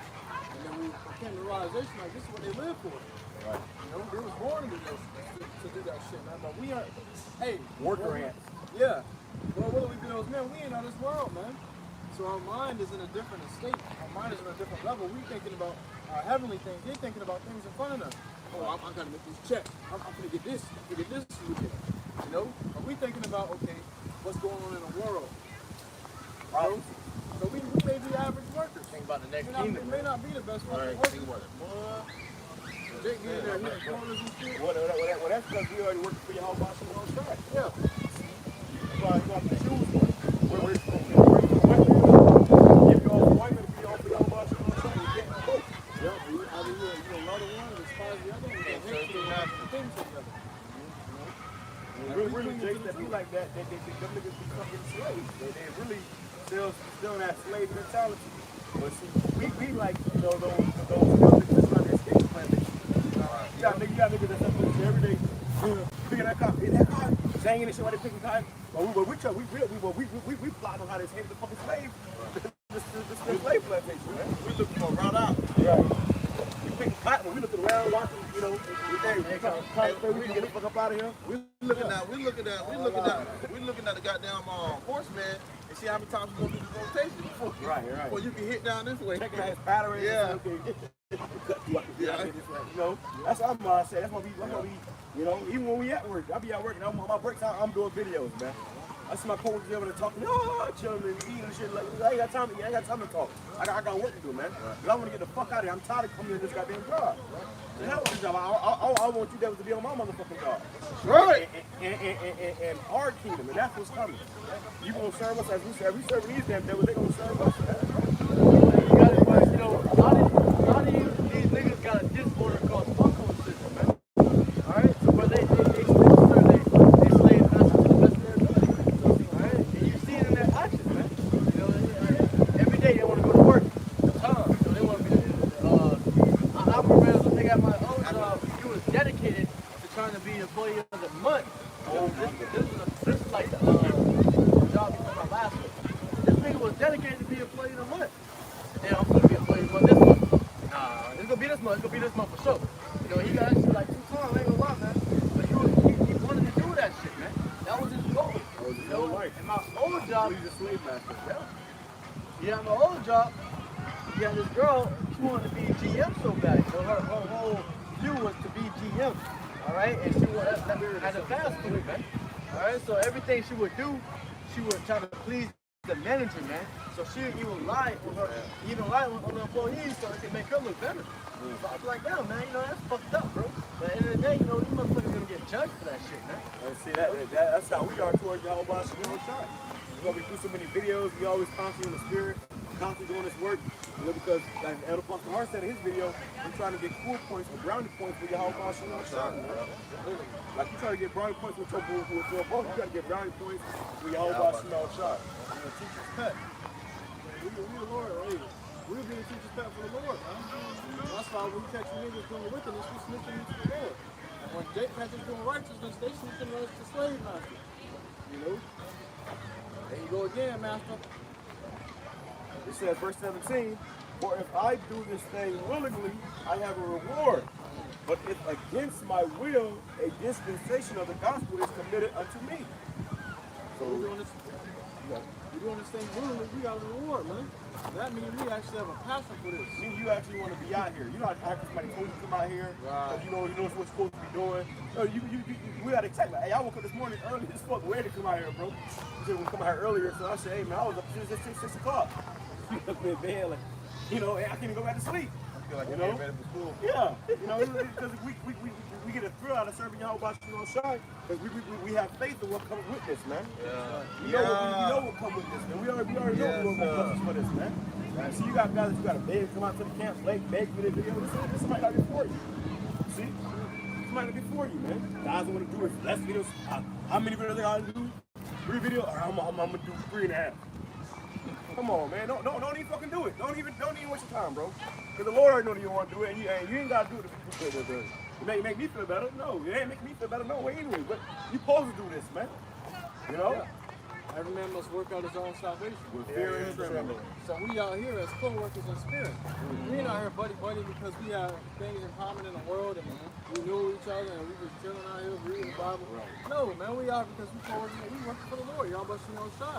Right. You know, that's the ultimate goal. If one of us go off, hey, we get past it off. You know? And that's just that. Because what? We co-workers for the Lord, y'all must see no shot. That's all that matters in all of our minds. This is the most important work in the universe. Yep. Nothing else matters than this besides this work right here, man. This job is the most important job in the whole world. Right. This is a reasonable service. Right. It has reason behind it. Serve YAHAWASHI. Vanity and vexation.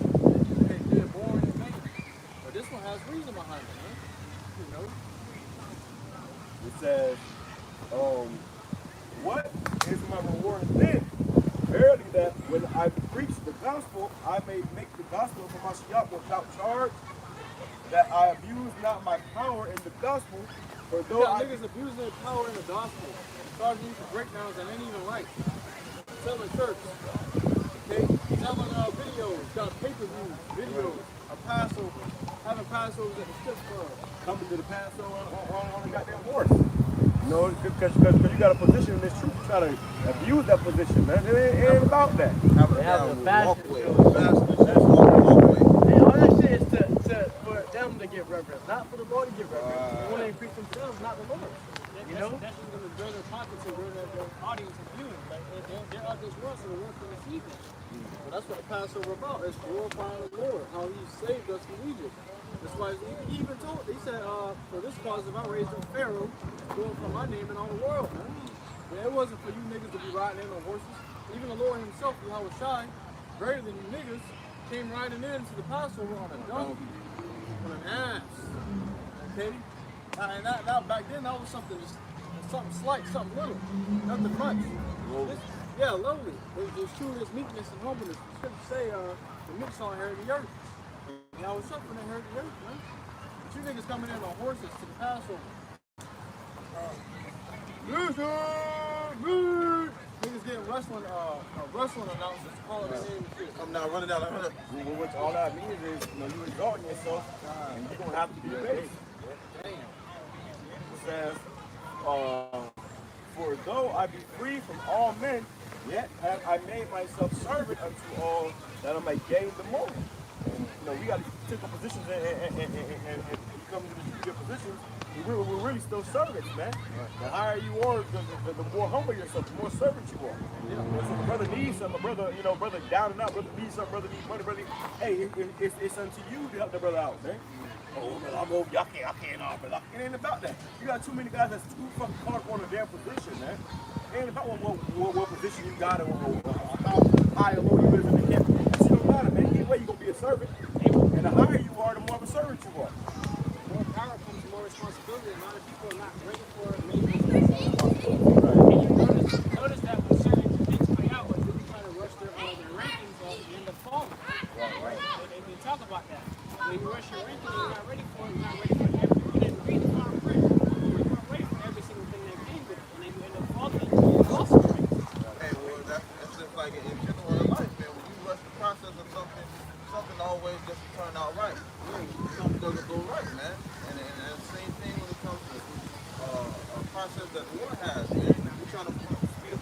your own. Or got another way about it, man. That's good. That goes under the personal understanding. Because you wanted to, elevate, but it wasn't your time yet. Right? You got to trust in the Lord, and the Lord will elevate when it's time. A good example from my experience, I played this game called Rocket League. And basically, when you play competitive mode, you go up in ranks. More people you defeat. Okay, it's just like fighting demons, man. But you gotta stay in position in your rank to get experience to go to the next rank. If you rush it, you cheat your wins, okay, cheat your way up to the next rank, you're gonna get in that rank and you're gonna lose it instantly because you're gonna find guys there that didn't cheat their way. Right. You'll find guys there that are actually their rank. You ain't gonna fit in, man. They earn it. Yep. That's how it is. That's how it is in the sport, man. You can't just cheat your way up and come up some other way. You're gonna be kicked out just as soon as you come in.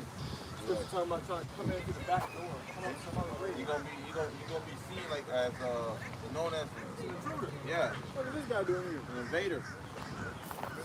He's invading. This is the book of Proverbs chapter 4 and verse 4. It says, he taught me also, it said unto me, let thine heart retain my words, keep my commandments and live. It says, get wisdom, get understanding, forget it not. Neither decline from the words of my mouth. Forsake her not, and she shall preserve thee. Love her, and she shall keep thee. All right, the Lord gave us this wisdom, and Sophia. We have this truth. Okay, the Lord said, forsake her not. All right, forsake her not. All right, because you gain wisdom, that helping you build up as a man. Okay, you're able to be conscious in your decisions, man. And the Lord also says, get wisdom and get understanding, forget it not. Okay, neither decline from the words of my mouth. Right? Don't forget the words of YAHAWASHI, YAHAWASHI. All right, the wisdom that brothers retain, and that's why brothers like when we do videos, brothers that are more seasoned in the truth, they like to go and touch back up on the basic topics. You always want to refresh yourself with the wisdom that you have learned. Right. All right, and make sure you're sharp on everything that you know. Well, also too with that, like at Apostle Hart, there was at Apostle Hart, you got this thing called back to the basics. Why do we go back to the basics? That, but also to the younger people that's coming in, to teach the younger sheep, man. I can't remember what you do. Just let me get up to a particular level. They just, it's about, I'm trying to show how deep I am. It ain't about being deep, bro. All we hear is to edify the elect.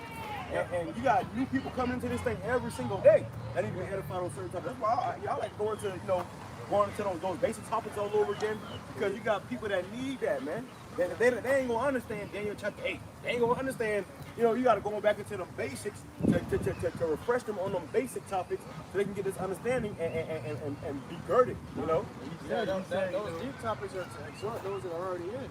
That's to increase those in knowledge that are already, that already came to the walk. Don't forget the purpose. You gotta wake up the elect so you get up out of here, man. And they're gonna come as babes. Yeah, they can't come up and you teaching about chariots. Okay, you teaching about all sorts of deep parables. Okay, and guess what? They ain't gonna get it. They're gonna spit it out and walk away. You gotta teach the basics. You gotta get ground level with Jake, 100 Jakes, 2 Jakes level. And even we out here being servants to Jake, because what? We serving food.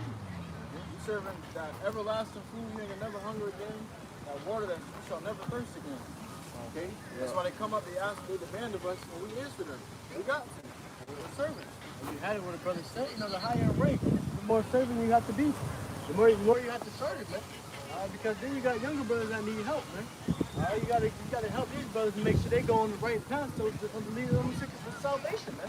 Alright, then you're serving the Lord on top of that. So that the more high you are in rank, the more of a servant you must be unto the younger brothers, the Lord, Yeah. That's why scriptures talk about dealing with those things with the milk, and then you can receive into those things with the meat. That other heavy, things are going into what you wouldn't understand from the beginning. You see, so it's a progression of growth when it comes, man. You have to touch back up on these things so that the ones that are coming in can receive the same opportunity and feeding as you did. I love fish up. It says, Get wisdom, get understanding, forget it not, not to decline from the words of my mouth. Forsake her not, and she shall preserve thee. All right, forget not wisdom, and wisdom is going to save you, man.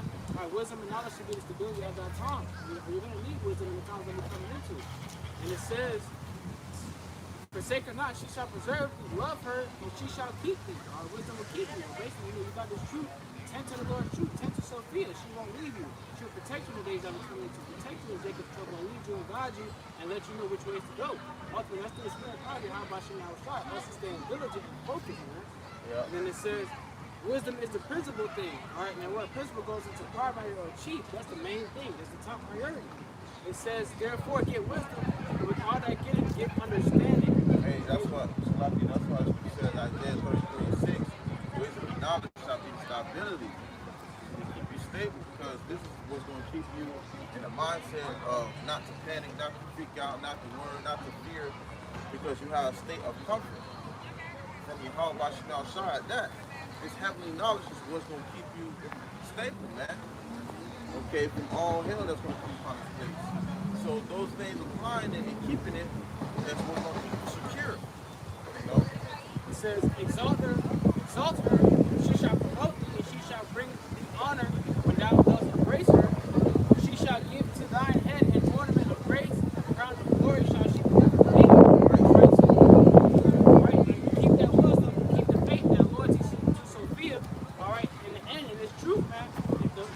She will lead you to a crown of life, or she will lead you to the kingdom of heaven, the kingdom of YAHAWASHI. Ultimately, eternal life through the spirit of YAHAWASHI. This is why it's important to get wisdom and to retain it, and to keep it primary and chief. Okay, wisdom is the main thing in your life. Let's look at Wisdom of Solomon, chapter 7 and verse 24. For wisdom is more moving than any motion. She passeth and goeth through all things by reason of her pureness. For she is the breath of the power of YAHAWASHI, and a pure influence, flowing from the glory of the Almighty. Therefore, to no defiled things fall into her. She is the brightness of the everlasting light, the unspotted mirror of the power of YAHAWASHI, and the image of his goodness. And being but one, she can do all things. And remaining in herself, she maketh all things new, and in all ages entering into holy souls, she maketh them friends of YAHAWASHI and prophets. Amen. You can't contaminate, all right, something that was God had created, all right, to purify.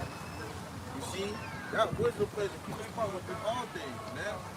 And it's a purifying thing. It's through YAHAWASHI. You see? And it plays out on the face of others.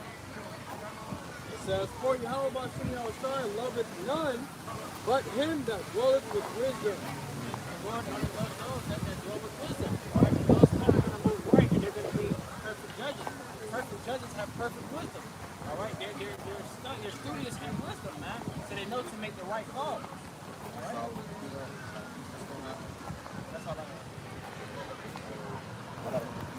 The book of Gospel, chapter 1, verse 8, that's one of it says, this book of the law shall not depart out of thy mouth, but thou shalt meditate therein day and night, which is within that wisdom, man. Okay? So that thou mayest observe to do according to all that is written therein, but then thou shalt make thy way prosperous, and then thou shalt have good success. So with doing those things, doing right by wisdom, okay, doing right by keeping her in your mind, meditating on them, that brings good success, man. Things prosper. When you apply the scriptures to your life, you're not just letting it be something that just wither away, but you keeping it, refreshing it and reminding yourself and going into it, thinking about it. Those things continue to bring good success. Okay, where it's prosperous. Okay, because that's what the Lord's dealing with, man. You know? And it's an everyday thing that we have to put forth, you know? And by that, it comes out of those things come out of it of success. If I may add, when brothers say wisdom, brothers not talking about the wisdom of this world, getting to know how to split atoms and things of that sort. No, talking about, wisdom of YAHAWASHI, the wisdom of the truth and the knowledge, the power to eat, right? The wisdom of trying to seek out the old path, man, so we can become greater. Right. We do those things to the best of our ability, man. You see, that's what the Lord is looking for. You see, that's what the Lord has set it up. You know, we do these things continually, you know, until we come.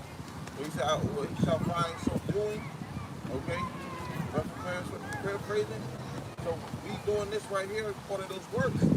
It's what we're required to do until the Lord comes back.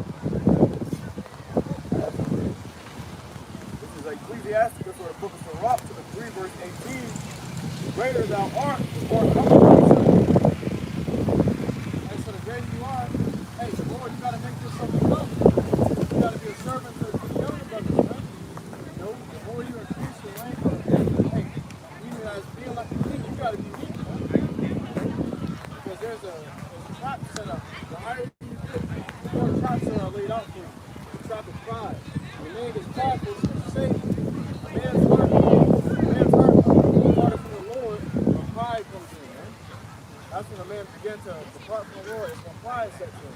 So when that pride sets in, that means if you take heed to it, you become prideful, the Lord will take your last slow because you don't want it. Nope. It says, greater thou art, the more humble thyself, and thou shalt find favor before the Lord. That's pleasing to the Lord. He blesses you and gives you so many things, puts you on a high level, and then you put yourself on a lower level and glorify Him. Right. This is pleasing to the Lord. You ain't gonna have no problems, man. So you have good success. Alright? You niggas are just things right. You get something and then you deny the power thereof. Okay, you take it to your head. Guess what? The Lord will show you. He gonna show you who gave it to you. He's gonna take it away from you. Many are in high place and of renown, but mysteries are revealed unto the meek. Mysteries are revealed to the meek, man. Those that are humble. Those that are low. I was actually talking to this guy the other day. And he was a little drunk while I was at work. He was a little drunk. He came up to me and he said, hey, did you know vinegar? And he had some pork skins in his hand. He said, did you know pork skins and vinegar clean out your insides? I said, wow, I didn't know that. I learned something new today. And he was astonished because I sat there and I humbly accepted his knowledge. And he said, he looked at my trainer and he said, you got the right one. This guy's fucking smart. You know, and it wasn't even because I just said, I gave him information. It was because I was willing to listen. Right. That's how the Lord reveals Himself to the people, because they're willing to listen. They're open. They have an open mind to understand new things. Yeah, they don't see themselves as too high. Right, too high to learn. You know, that's what happens, guys. They get a position, or they see somebody else that's, it may be a bum, it may be a guy that's from, maybe somebody that's looking down, oh, this thing, oh, what's he doing? You don't be like that, man. That's a demonic spirit, man. The Lord dealt with the lowly, man. He was amongst the sinners. You know, so, and even in the last scripture I was reading, Apostle Paul wanted to, to the Jew who became a Jew, to the Greek, you know. Sometimes you got to level with it, you know, to a certain degree, but without blowing off, obviously. You know, you're not like your brother gonna be at the sports store either, but oh, let me see. You know, right. But you know, just how you deal with people. He humbly took it in. You gotta know how to deal with people, man. But it says, for the power of the Lord is great, and He is honored of the lowly. Seek not out things that are too hard for thee, neither search for the things that are above thy strength. And it said, He is honored of the lowly, because the lowly life are honoring the Lord. How much you want to stop? They that are high are too wicked. They're too prideful. They're their own lord. Right. Okay? You got niggas that are all they can talk about is themselves. Okay? They can never tell you about the Lord, though. And it says, seeking out things that are too hard for thee. The Lord give you a particular spot or position. Hey, play your role, play it well. Before you try to play the next man's position, you're not playing your position. Bringing us to the next scripture, it says, but what is commanded thee, think thereupon with reverence. So do what's commanded of you. How many times do all this extra shit that ain't commanded of you? Do what's commanded of you. It says, for it is not needful for thee to see with thine eyes the things that are in secret, but be not curious in unnecessary matters. If more things are shown unto thee than men understand, and many are deceived by their own vain opinion, and an evil suspicion has overthrown their judgment.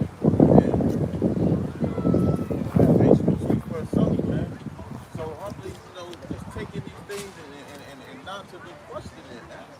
Because look, you are set it up that way. You know, at the end of the day, you have something that was as precious as it is. You know, so why do too much when you have it, man?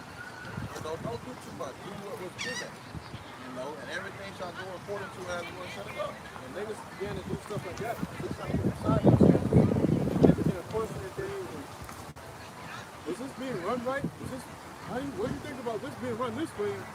Well, that's because that nigga trying to get some money. And then the job that's what was given to him, commanded of him, he ain't doing that. Right. Well, like me and I'm went into like the other day, camp. You know, every establishment has an order. Even they go off an order just to keep their business up and running. You know, you go in there, you got the maintenance man, you got the manager. And these two are two different opposite sides of the rim to the job. But they all do their job to maintain it. So if the maintenance man ain't doing their job, guess what? People come in there kind of working, it's gonna be dirty. Okay, then they're gonna leave comments onto that place. They're gonna leave ratings into that place, bad ratings, and then they ain't gonna get no customers. You know, that place gonna go to shit. We're talking about the custodian. Yeah, the custodian. Custodian. You got to stand up custodian. Your job is to keep the place clean versus the manager or whatever of the company. You know, they both got different roles, but both of them play a very important part. So, hey, every part of your body plays. Like if you lose your pinky toe, you ain't gonna be able to stand up straight. You gonna lose balance and stuff, man. So the smallest thing, you know, makes the biggest difference. When you understand that, you're gonna go a lot farther. If you don't understand that, everything gonna come upon itself, man. That's it. Just example with the pinky toe. You lose your pinky toe, your whole body gonna fucking fall over. You might hit your head, and then you know now your brain can't work the way it's supposed to work no more. Or if you lose your pinky toe, that blood flow that used to go that way gonna go somewhere else. Which, hey, you never know what your body has to make some adjustments to. So it might cause some other different situations. You see? So, hey, you know, it's small things like that can make a major change. Hey, even the little hairs in your nose contribute to the body. Right. Everything in your body contributes. The hairs in your nose stop stuff from getting into your lungs. Your eyelashes, they stop stuff from getting into your eyes. You don't go blind and get an infection in your eyes. You don't inhale something and get a lung infection. Everything is doing its particular job on your body, man. The Lord knows all. You say, you know the amount of hairs in your head, man. That's tricky, you know. Nobody ever thought to sit down and just count the fucking hair problems. The Lord knows about it. That number. Every one of us.